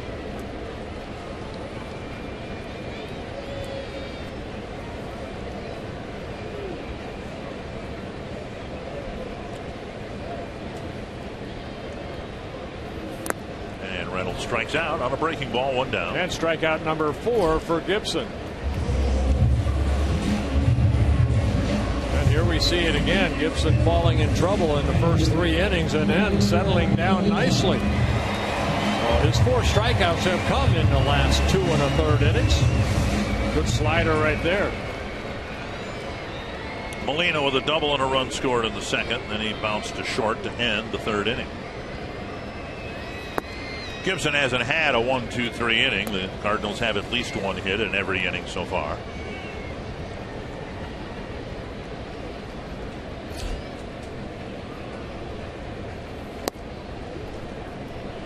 Strike. 1-1. Cardinals had to play without Molina for a while last year.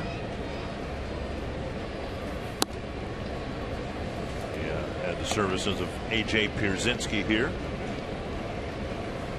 And I think that's one thing, as you were relating, or Jamie was, the comparison between Mauer coming to the big leagues and Buxton. A little bit different situation. Gibson just missed the corner. Good pitch there. A little bit different situation because the Twins cleared the way for Mauer by trading Pierzynski in the offseason. In other words, it was assumed the next spring that Mauer would be the catcher. So there really was no element of surprise. And Molina takes a 1-out walk.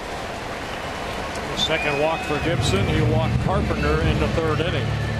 In that sense, the Twins handling Bauer the same way they handled Aaron Hicks a couple of years ago. The Twins traded the incumbents in center field, both Span and Revere, to open the way for Hicks. And that's kind of what happened to Joe when Pierzynski was traded.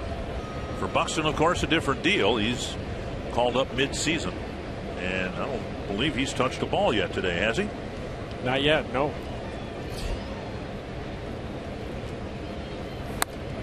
Check swing and a foul.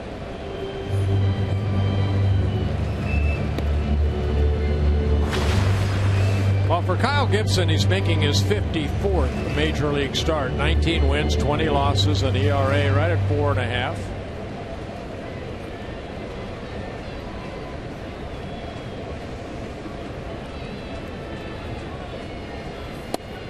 A strike call. Good fastball, middle in.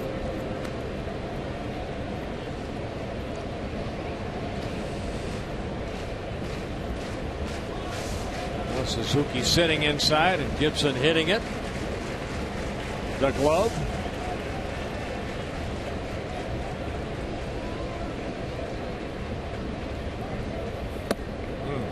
A little bit higher.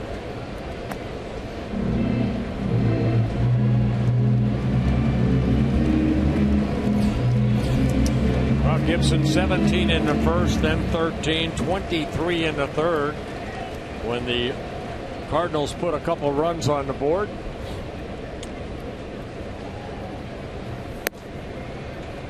trying to overthrow that fastball there.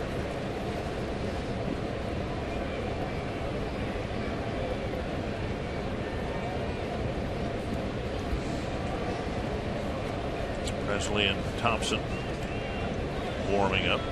Gibson fifth up next inning. Check swing and a foul, and I got a piece of Suzuki. Ouch. Kind of a ricochet off of Suzuki. Catchers take a beating. Very quick turnaround, day game after a night game that was later than it should have been because of right off the left toe.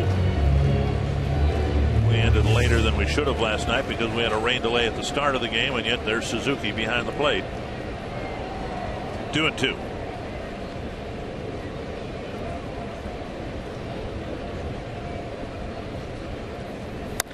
That's to center. Well, actually just behind second base. Dozier looking at Hayward to see if he was lingering around home plate, and an opportunity to let that ball drop and maybe get a double play. 2 down, and that'll bring up Grichuk. What was the atmosphere like here in '87 when you guys came here for the middle 3 games? Unbelievable. Like it was in the Dome. These are the greatest fans here. Cardinal fans are, they're great fans because even if you're an opposing player and you make a great play or you pitch a good ball game, they acknowledge that. This new stadium here opened up in 2006, and it holds just over 45,000 fans, and they pack this place almost every day. 11 World Championships here in St. Louis, going back to 1926. They've been at a World Series 19 times since 1926. Another pop-up, this one into short center. Dozier out. Good inning for Kyle Gibson. He's completed 6, but he's behind 3-1.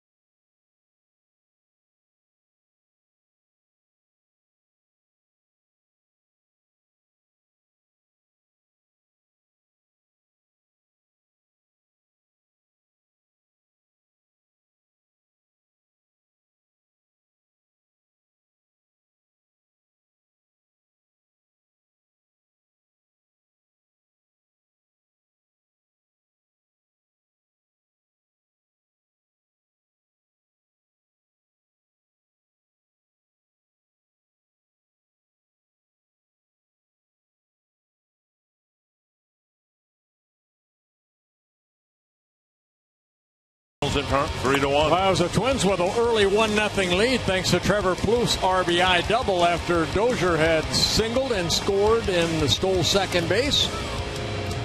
But a sacrifice fly tied the game in the second inning. And then the 2-run single by Mark Reynolds in the third inning have given the Cardinals a 3-1 lead. Michael Wacha has been outstanding here today. Only 3 hits allowed, 2 of them in the first inning. Plouffe's RBI double in the first, the most significant hit. Yeah, both starters so far 6 innings. Gibson just struggled in the third. Other than that, both of them have pitched very well. Middle of the Twins lineup, Plouffe, Nunez, and Suzuki to hit against Wacha in the 7th. A check swing, half swing, and strike. And Trevor asking for time after that check swing. grimacing a little bit. Yeah, Waka has 5 strikeouts in a ball game, 4 of them coming over the last couple innings.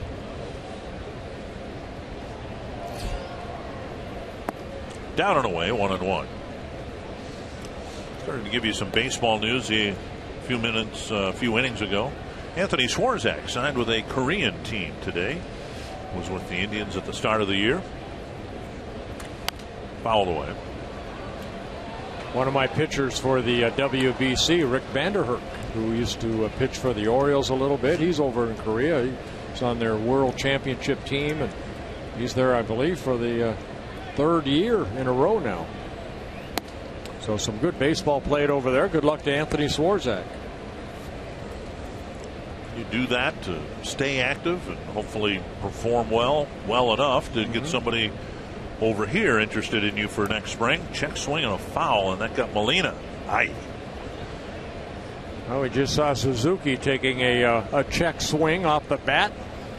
Got his left toe. Right there, Molina saying he's okay. The same attitude we've seen Suzuki take. Let's go. Let's play ball. Ouch.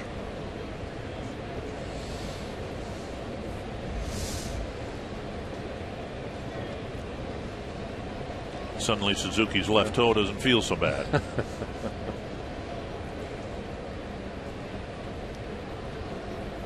In the dirt.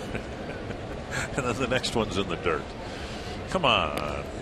Get it to me in the air, will you? 3-2 to Plouffe, the leadoff man on the 7th. And he takes a walk. First walk for Waka. We'll bring up Nunez. Thursday, MLB returns to Fox Sports 1, an interleague matchup as the Brewers take on the AL Central leading Royals. Coverage begins at 7 p.m. Central, only on Fox Sports 1, streaming live on Fox Sports Go. Bruins are playing an afternoon game against the Cardinals, and we're not televising that Thursday game. Hope for good weather and great chance to watch a day game at Target Field. Maybe watch Byron Buxton very likely play center field. Nunez needs to pick a different spot on the field. He's hit 2 bullets to right fielder Jason Hayward. And this is where a catcher becomes like a pitching coach right here. Molina going out and trying to get Waka back into the strike zone. We showed you the numbers last inning where the first 5 he's been real good, but a quick trip to the mound, an ERA at 5.82 after the 6th inning and beyond. You ever have a catcher come out and tell you something and then have you go, you know what, I never thought of that. I should throw more strikes. Yeah, Tim Laudner did that all the time. Did he all the time? Yeah. Well, you just say, you know what, those guys out there for the fireworks, they got to reload. I'm out here to just delay it so they can get more fireworks in those home run calls. Nunez got a pitch up, fouled it back. You saw Manus warm up in the St. Louis bullpen. 80 pitches for Waka. Very good strike to ball ratio, 55-25. Just walked his first batter, 5 strikeouts, only 3 hits allowed.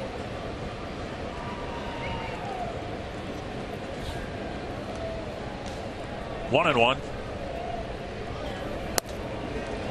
Straight over the top fastball. 1-2.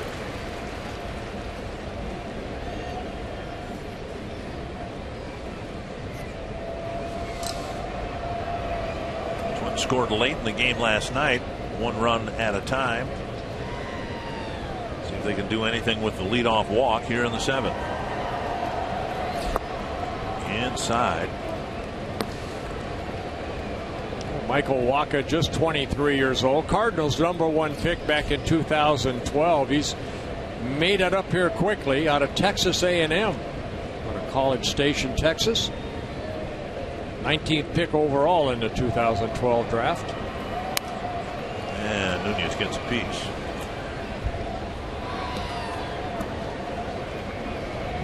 A lot of people feel that Waka is the next Adam Wainwright. In that 2012 draft, some pretty good guys that already making an impact at the major league level. Well, we'll see Addison Russell this weekend. And And we'll see Correa later on, provided he's still up with the big club. Fouled back by Nunez.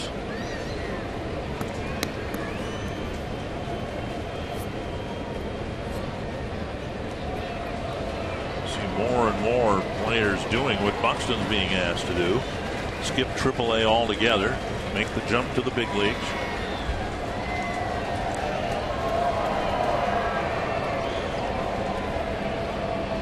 Two and two to Eduardo Nunez.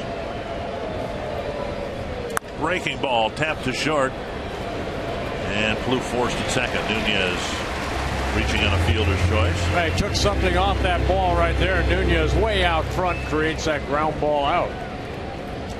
So Plouffe the first out here in the 7th inning. Force out at second.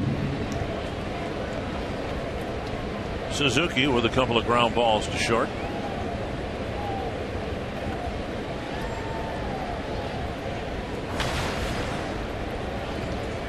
Would like to get the pitcher spot up here. Require getting somebody else on base or across the plate. 4-man bench: Herman, Rosario, Vargas, and Escobar. Yeah, the rain's starting to come down again. There goes Nunez, and from his knees, Molina throws on one hop. Yeah, Nunez got a great jump right there. Steals his first base of the year in 3 attempts. So Molina from his knees. Benito Santiago, remember him? Pudge Rodriguez, guys that could do that and still get something on the throw, but Nunez steals that off of Walker. Coming down pretty hard, and they're going to stop the game with an 0-1 count on Suzuki and 1 out, and a runner at second. And Walker's day will be done. I can guarantee you that. So from the time the signal was made to stop the game, I've got my watch running here. We'll see how long it takes this Cardinal. Where's it running ground to? Screw. Is it on your wrist still, or is it running? It's still on my wrist, yeah. Okay. They did an outstanding job the first time. And the, every time they take that tarp off, too, it's heavier and heavier. So they got a lot of kids out there, young men, pulling that tarp. And then here comes the second round. And you don't want to fall right here if you're in that first group. One of the things that helps them, they've got a couple of tractors spinning the tarp onto the field. And if we call it covered right now, that's 57 seconds. Wow, that is awesome. Isn't that something? That's great. Great job, guys. They're going to have to go back and get that one guy that tripped and fell, and he's underneath the center of the tarp. But he's got plenty of air under there, though. Well, we'll see how long we have this rain delay will last. And see Mike Matheny telling Michael Walker, you're probably done. Right. A 45-minute delay in the first inning, and now another one of an undetermined length in the 7th. Now the Twins do have something going here with Nunez at second, and 1 out, and an 0-1 count to Kurt Suzuki. We'll take a break and hopefully have more baseball here very shortly.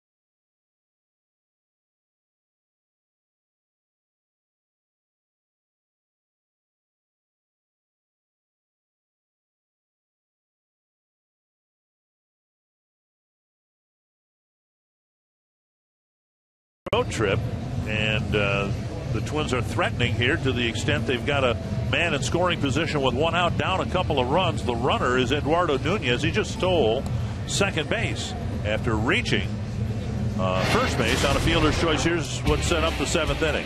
Well, Michael Wacha pitched very well here in the seventh inning, but he did walk Trevor Plouffe starting his seventh inning of work. Eduardo Nunez forcing out Plouffe at second base, and then Nunez stole second base to get into scoring position in a 3-1 ball game where the Cardinals have the 2-run lead. And the new pitcher for the Cardinals is Seth Maness. Yeah, Maness coming in, making his 31st relief appearance in his third season with the Cardinals, 26-year-old. Opponents are hitting .330 off of him. Right-handed hitters hitting .328. That's who he'll face in Kurt Suzuki. Left-handers hitting .333. Now the Twins scored the first run of the game, then saw the Cardinals tie the game in the second, score a couple of runs in the third, and the Twins, who trailed most of the night last night, or almost all of the night, will try to do at least what they did last night. They scored a single run in the seventh, another run in the eighth. That's a very good bullpen for the Cardinals. They are combined out of that bullpen 13-5 with an ERA at 1.92. Maness does not walk hardly anybody. He's only walked one in 23 innings, and he has 16 strikeouts. Mike Matheny making sure everybody's ready. And in his mind, there are 8 outs to get with the lead, and with, I would guess, the unlikelihood that Trevor Rosenthal would be available tonight. He was not available last night. Yeah, look at the bullpen numbers right there in the National League, ranked number 1. And Suzuki, who's hit 2 ground balls to short, hoping to get the speedy Nunez in from second base with a base hit. Yeah, Maness with a good sinking fastball, slider, and a changeup. Working off the first base side of the pitching rubber.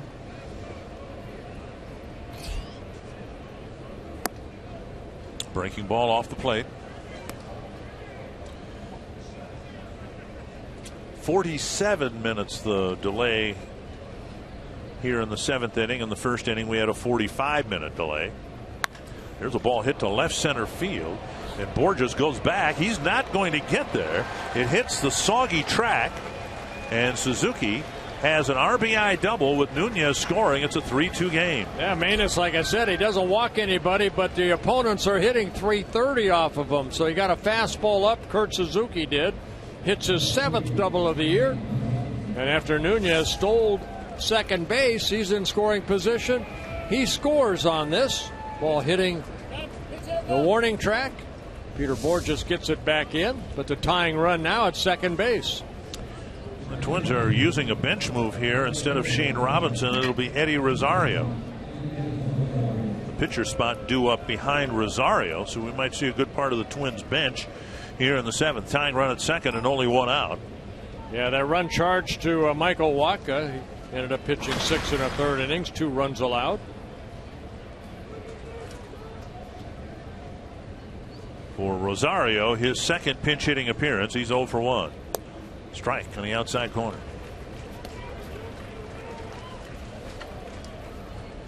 A hit here to the outfield could tie the game. Twins have bench options. Herman, Vargas, and Escobar as well. Fouled back 2 strikes. Twins pinch hitters are hitting 250. Excuse me, 100. 2 for 20. I like that 250 first. Yeah. 2 hits. One of them by Shane Robinson as a pinch hitter. Fouled back by Rosario. Then you have the pitcher spot on deck, and it looks like Jason Vargas. Excuse me, Kenny Vargas. No, I like Kenny's chances better than. Yes. 2 strikes. In the dirt, and it gets through Molina, and Suzuki will go to third. Well, that changes things dramatically with Rosario now with 2 strikes. but the tying run 90 feet away. That'll bring the Cardinal infield in. It's wet here. You can see right off home plate. It skipped right through the wickets of Molina. 1-2. And Rosario gets a piece and sends it straight back to the backstop.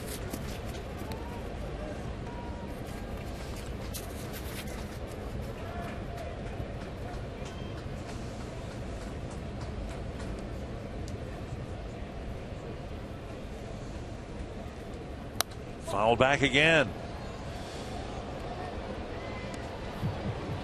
Rosario's gotten a piece of just about everything, but hasn't found one he can drive yet.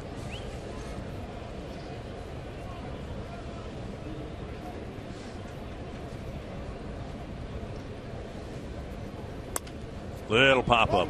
And in foul ground, Carpenter calls for it. 2 down. Rosario hit about 5-6 foul balls, and finally one that could be caught by Carpenter. And that'll bring up Vargas.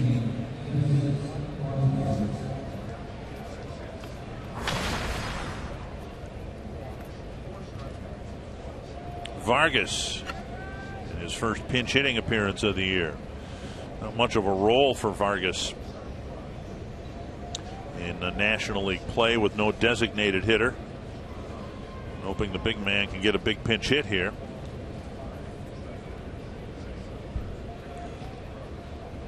The 2 runs batted in by pinch hitters are by Chris Herman, who had a 2-run triple driving in a couple of runs. And that's been it in the RBI department for the bench. Chopped off the plate and a very slow bouncer. Wong gets the very slow runner. The Twins get an RBI double from Suzuki, but leave the tying run at third. It's 3-2.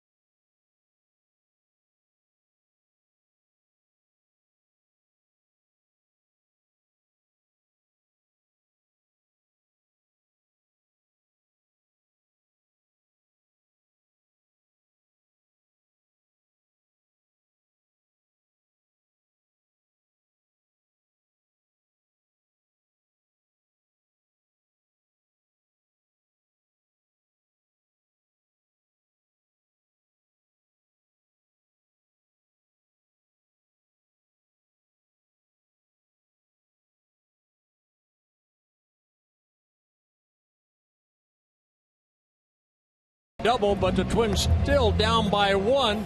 This copyrighted telecast presented by the authority of the Minnesota Twins. It may not be reproduced or retransmitted in any form, and the accounts and descriptions of this game may not be disseminated without the express written consent of the Minnesota Twins, LLC.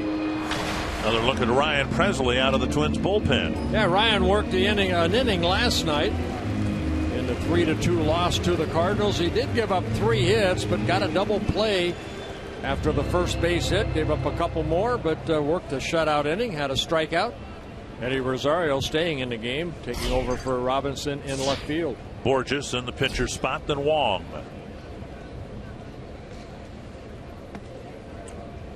Ball 1. Borges with a 2-out double in the 4th was left there. Gibson, a quality start, 3 earned runs, 6 innings.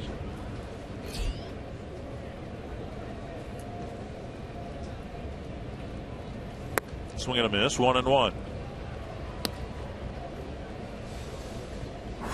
Now Ryan making his 21st relief appearance.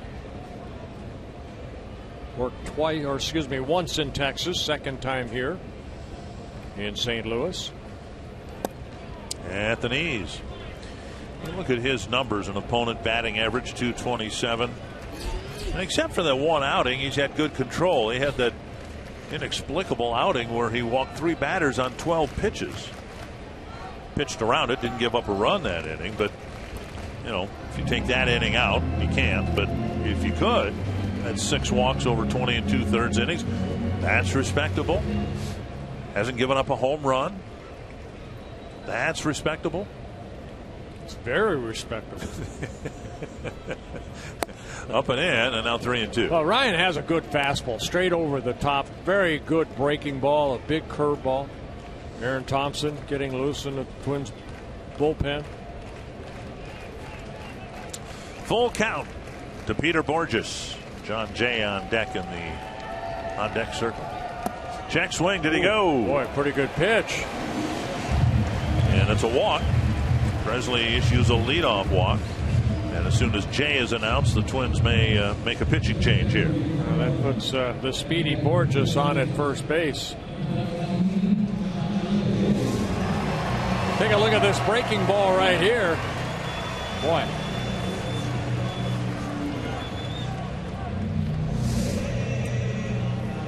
Jay is announced, and here comes Paul Molitor. Presley, in this outing, walks the only man he'll be asked, or was asked, to face. And now Jay, the left-handed pinch hitter, announced, and the Twins will go to Aaron Thompson. Twins got a leadoff walk on the top of this inning, eventually turned that walk into a run, and Thompson and perhaps others trying to make sure that doesn't happen in the bottom half of the inning.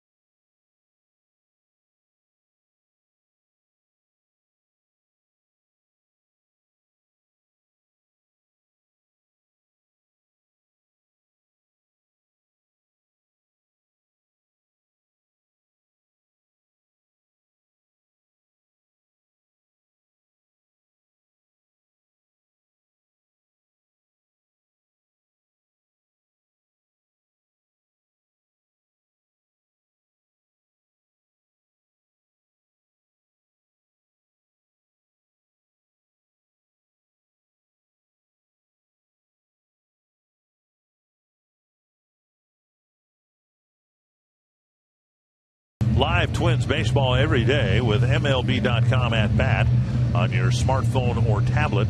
Stay connected to the Twins all season with MLB.tv. Game of the day, in-game highlights, live look-ins, replay reviews, radio broadcasts, and more.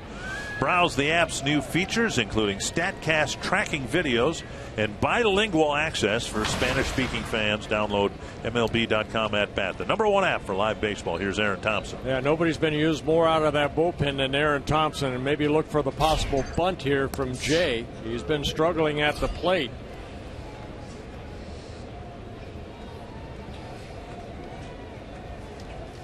A couple of left-handed batters following Jay, Wong and Carpenter, so Thompson the guy to try to get them out here. Jay's been a good pinch hitter, 3 hits and 7 at bats, and he does bunt.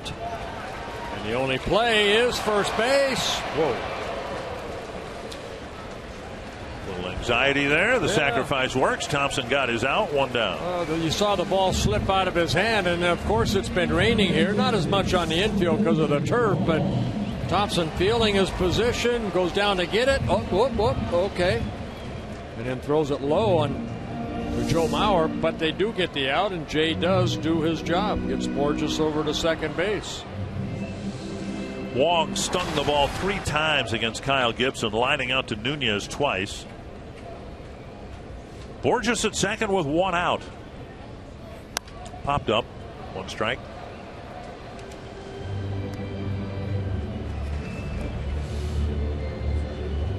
Wong against left-handers are hitting. He's hitting .277.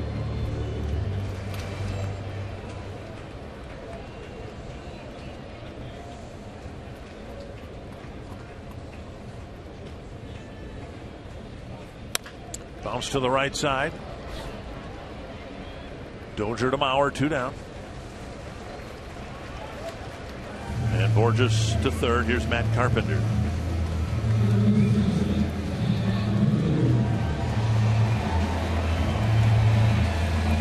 Cardinals got a big 2-out hit in the 3rd inning to score a couple of runs. Good numbers this year with runners in scoring position, hitting only .209 against left-handers.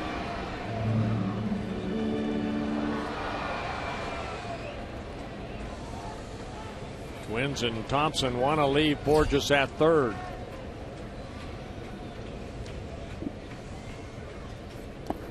Dug out by Suzuki, remembering that Molina had a ball skip between his legs in the top half of this inning. Twins got Suzuki from second to third, but then with 1 out couldn't get him home.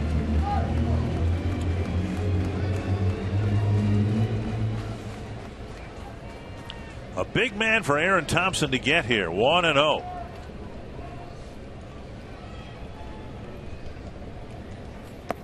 Again in the dirt, dug out by Suzuki.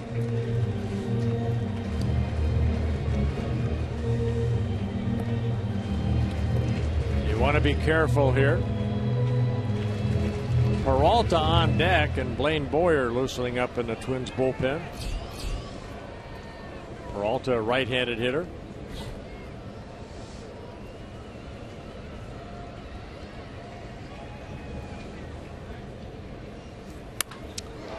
To Mauer.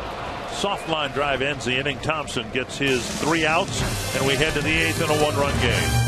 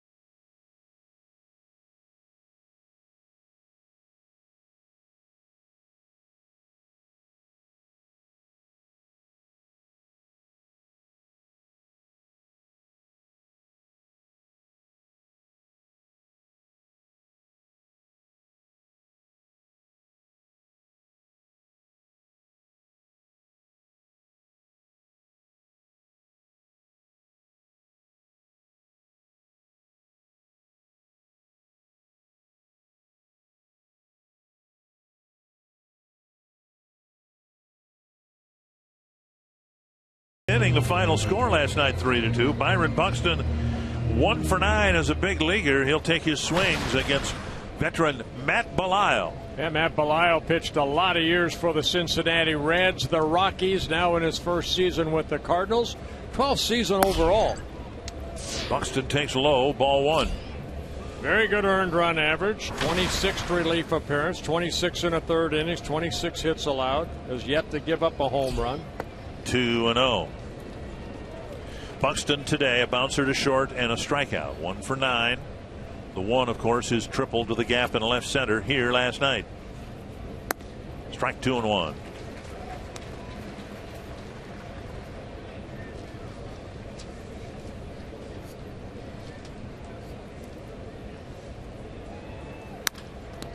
Knocked down and nearly back to home plate. Buxton will have an infield hit. It was headed up the middle, very likely, for a base hit anyway. Buxton in his speed at first. He represents the tying run. Yeah, Belisle kind of threw his glove at it, and the ball found his glove, but ricochets off toward that third baseline. Kind of behind the back. He doesn't know where the ball is, but Molina picks it up. And Speedy Buxton on at first, his second major league hit.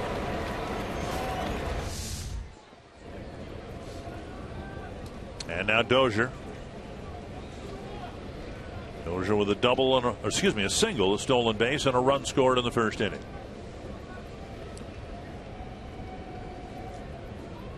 When Buxton scored the eventual winning run in Texas the other day, he was given the green light to steal early in the count, but once it became a favorable hitter's count, they put the stop sign out for Buxton. But he was 20 for 22 at Double-A in stealing bases.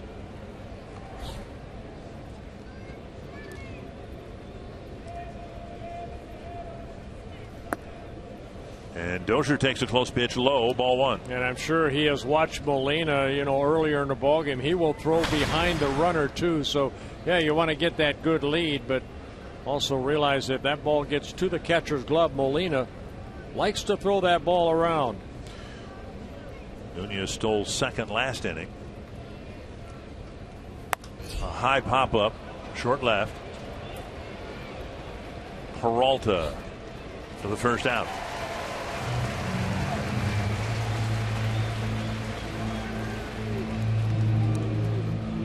And that'll bring up Hunter.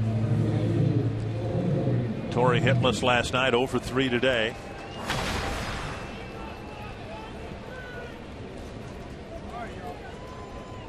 Two fly balls and a strikeout.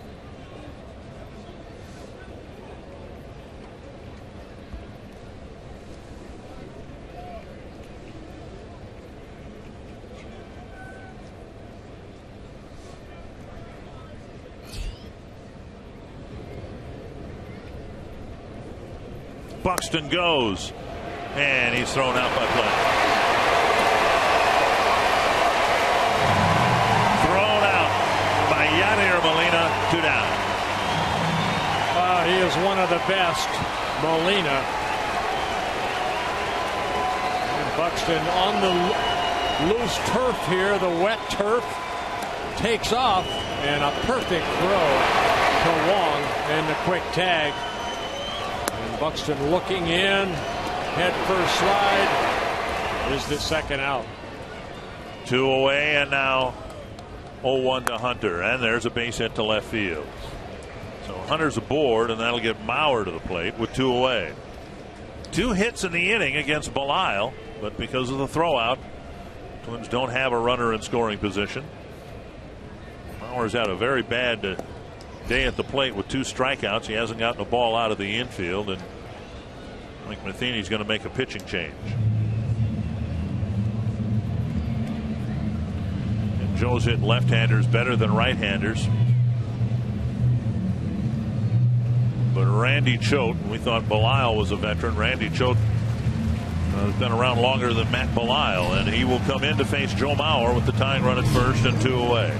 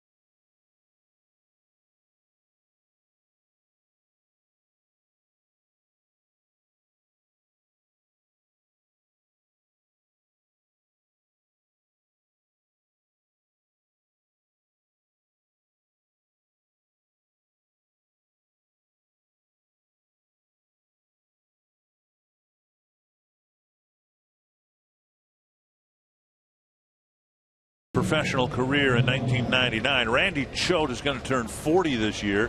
He started his professional career in 1997.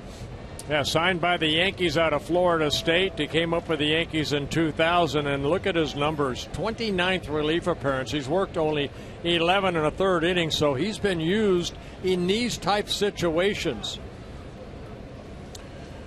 Mauer went down swinging in the first, tapped to short in the fourth, and then was caught looking in the sixth. And Hunter will turn 40 later on this summer, next month, in fact. And a little professional courtesy as one nearly 40-year-old player checks on another at first base. Well, Choate has averaged 5.2 pitches per appearance. It's the lowest in Major League Baseball as far as an appearance. Outside, ball one. Kind of a slinger, not overpowering. Will drop down like he did on that pitch. That sidearm delivery. Throws almost like a frisbee from down there.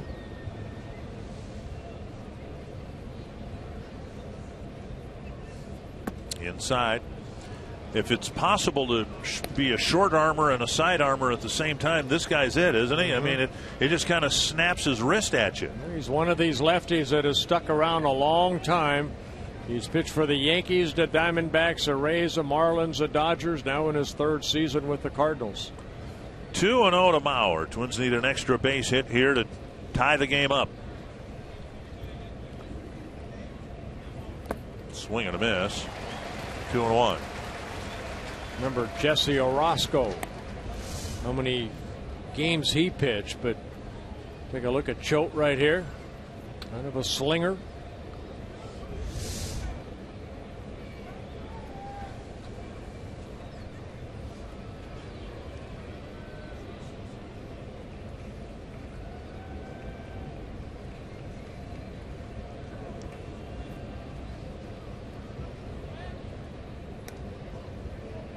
Inning started with an infield hit for Byron Buxton. Dozier popped up, Buxton thrown out trying to steal, and then Hunter delivered his single to left center.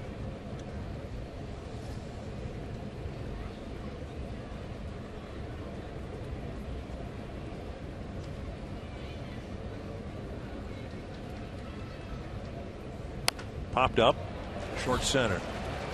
Peralta calling for it. Now it's the center fielder Borges. The inning ends. Couple of hits, but the Twins still trail by a run.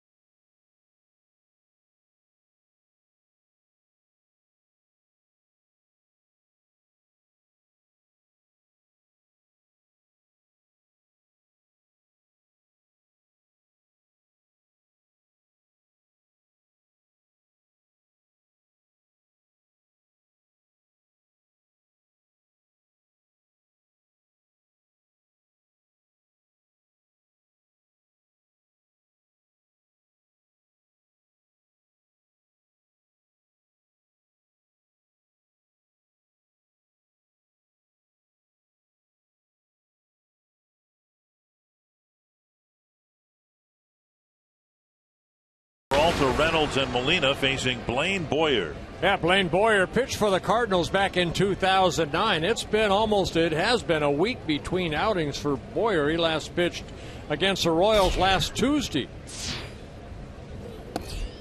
And he burns the outside corner with a fastball. Peralta 0 for 3, hit into a double play his last time up, but his ground ball in the third inning hit to Joe Mauer, oddly, might be the difference in this game. Yeah, it's an opportunity for Joe to get Carpenter at second base. Instead, Joe decided to take the out at first, and Carpenter scored that inning for the third run the Cardinals have on the board. An outside chance, I suppose, that the Twins might have been able to get two. Peralta's average speed, we did see him hit into a double play in the fifth inning, but Joe clearly had a force play at second base and opted not to take it. Down and away, 1-2. Well, we could show that back, and it didn't even look like Joe even thought about it. That's the thing, to get that lead run.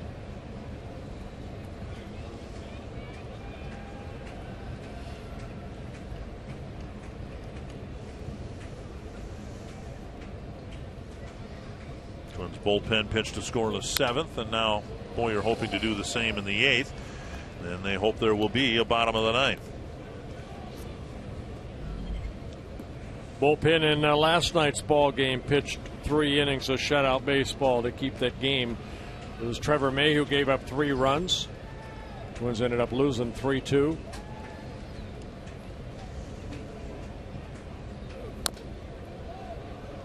Fouled at the plate.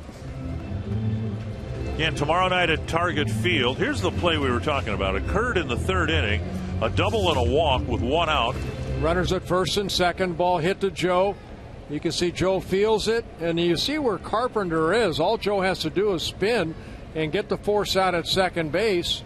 But that put runners at second and third, and then Mark Reynolds, the next hitter, got the base hit that scored both runners. Off the plate, 2-2.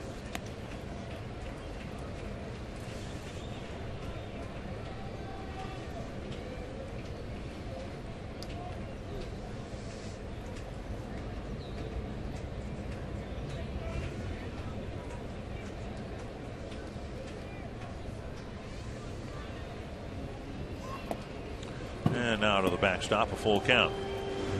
Presley walked the leadoff man in the seventh, and then Thompson came in to get 3 batters, including a sacrifice bunter. And now Boyer's run the count full, leading off the eighth.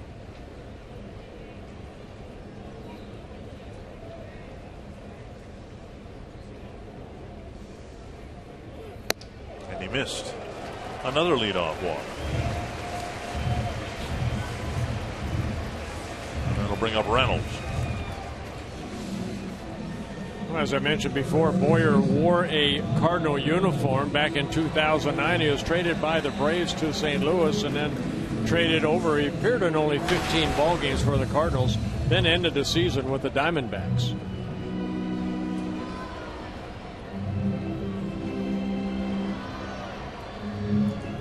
Reynolds, the 2-run single in the third that gave the Cardinals at the time a 3-1 lead. Twins have gotten 1 back.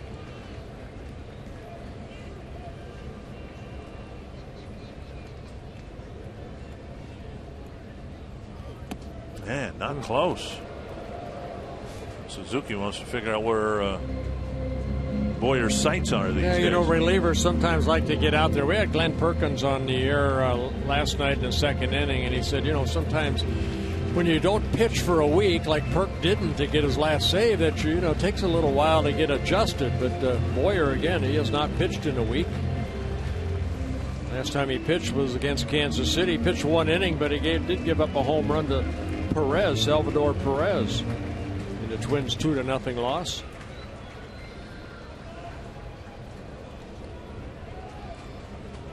One 1-0 to Reynolds.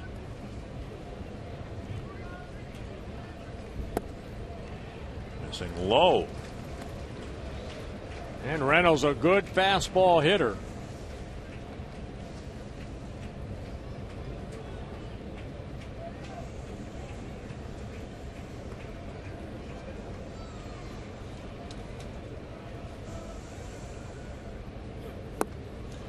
And he threw him a breaking ball, and Reynolds way out front.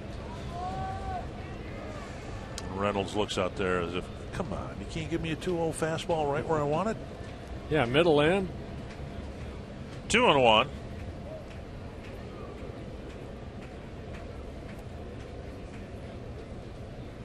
Boyer working down and away. And now 2-2.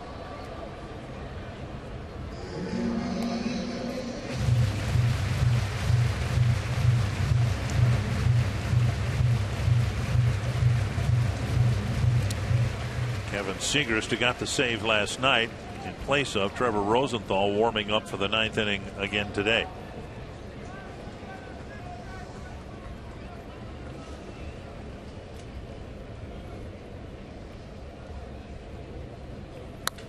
Bouncer to third. Blue to Dozier, and a double play grounder. Boyer gets the job done on a ground ball to Trevor Plouffe. Second double play that the Twins have turned here this afternoon. Peralta hit into a double play in the 5th inning. Almost the identical 5, 4, 3. Pretty good trip to the mound by Kurt Suzuki a few pitches ago. And now Molina. Double and a run scored in the 2nd. Since then, a ground ball and a walk, and an important throw out at second base of Byron Buxton in the top half of this inning.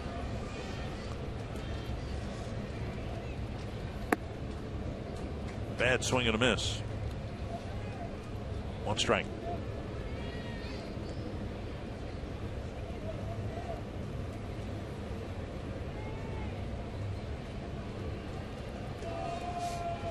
Molina, 6-time All-Star, 7-time Gold Glove winner. 1-1. Molina came up with the Cardinals back in 2004, so he caught Boyer when Boyer was here for the 15 appearances.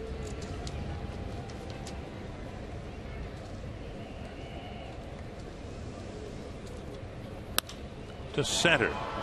Buxton over a few steps. And Boyer ends up facing just 3 men in the bottom of the 8th.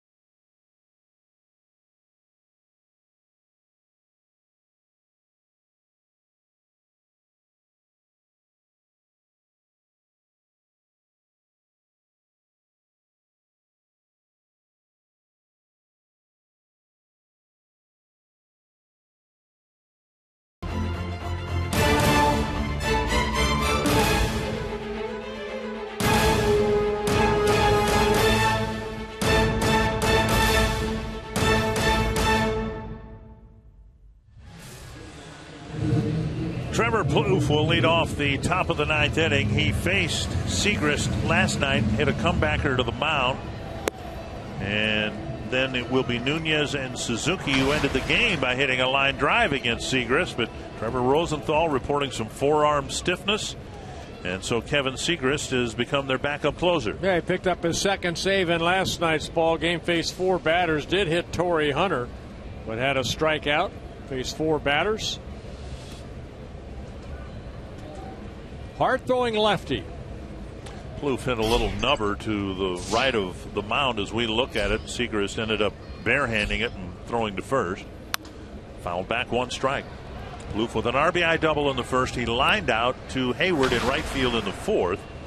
And then reached on a leadoff walk in the 7th. Segrist last night, 13 pitches, 8 for strikes.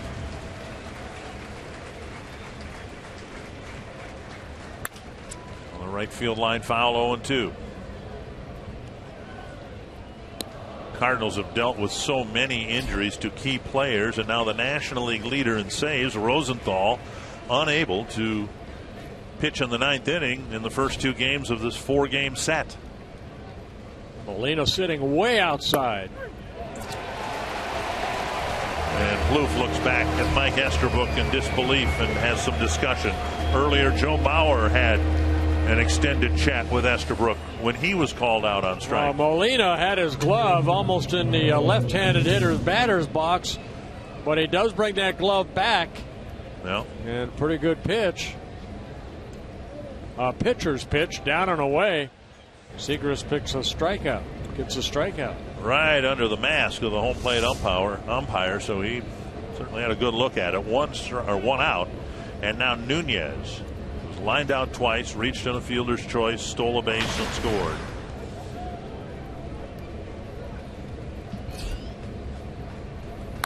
A drive to left field.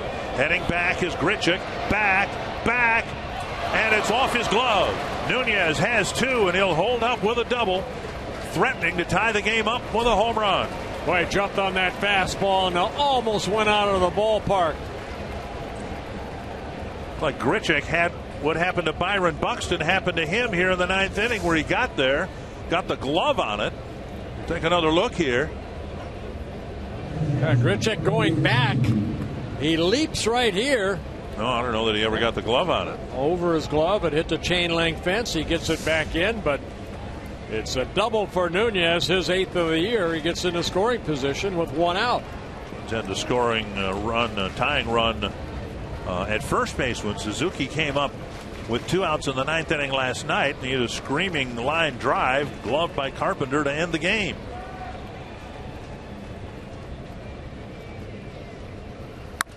Punched foul and out of play.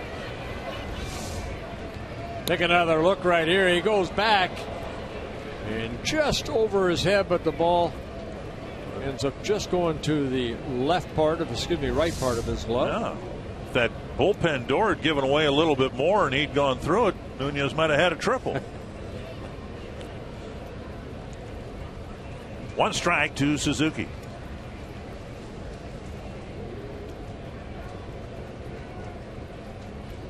Wong trying to keep Nunez close at second. Swing and a miss.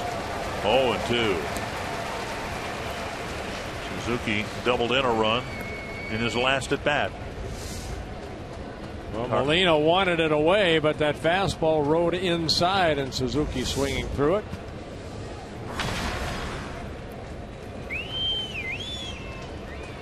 Oh, 0-2 to Suzuki. Just outside. Not too far from where Trevor Plouffe was called out. Another fastball.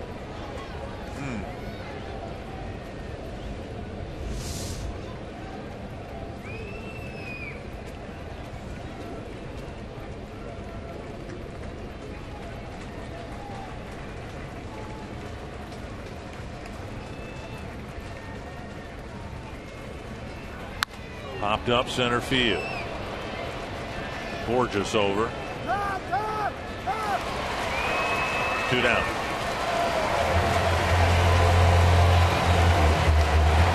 And that'll bring up Rosario with 2 outs and Nunez at second base. Carsoup.com trivia question: who was the last Twins player to get a triple for the first major league hit? How about Polanco? That was just a guess, by the way. I did not look that up, but I do remember he got a triple in his call-up. Texas. In Texas. Well, here's Rosario He got a home run in his first major league at bat on the first pitch he saw. He entered the game in the 7th with the tying run at third and 1 out, and he fouled out to Carpenter. That home run came against a left-hander, Scott Kazmir. Down and away, ball 1. Pitcher spot due up next, and Escobar getting loose in the on-deck circle.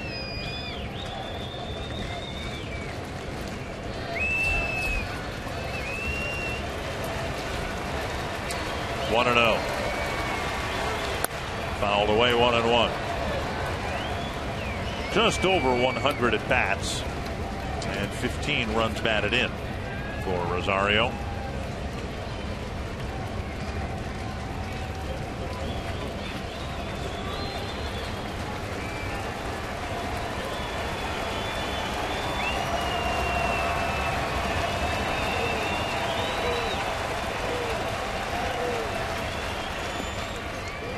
Nunez thought about it. Molina recovers, 2-1.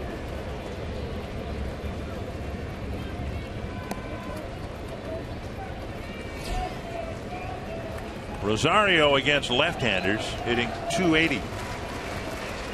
A little bit better than what he's hitting against right-handers. Big spot for the rookie.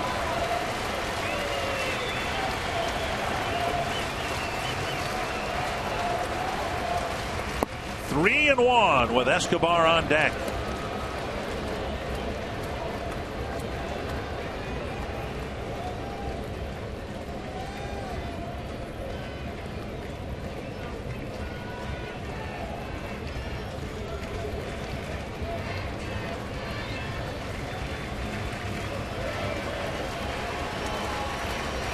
Three and 1 to Eddie Rosario.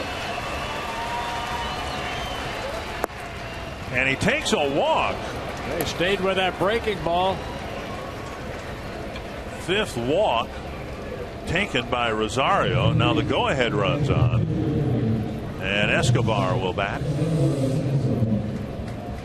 We'll see you tomorrow night. If I can use that line from Jack Buck, it'll be the same 2 teams. It'll be in Minnesota, however. Carlos Martinez going against Tommy Malone. Yeah, Martinez started the season in the bullpen, now put in rotation. He has responded very nicely against Tommy Malone.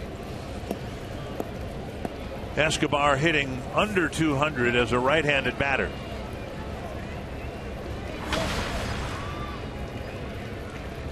This the pitcher's spot. Vargas pinch hit there in the 7th. Only bench player left is Herman. Won't matter unless Escobar comes through here.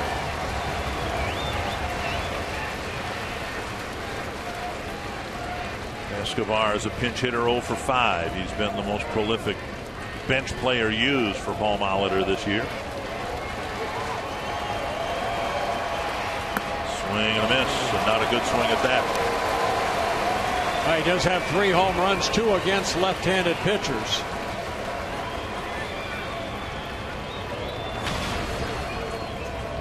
There are the splits.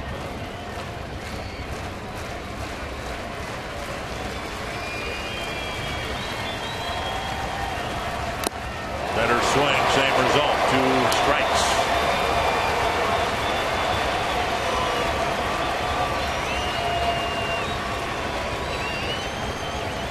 Little tardy on that fastball. I'd be surprised if Segrist doesn't throw him another fastball here. That's fastball at 94.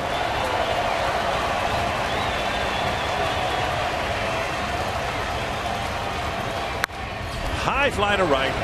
Hit right at Hayward.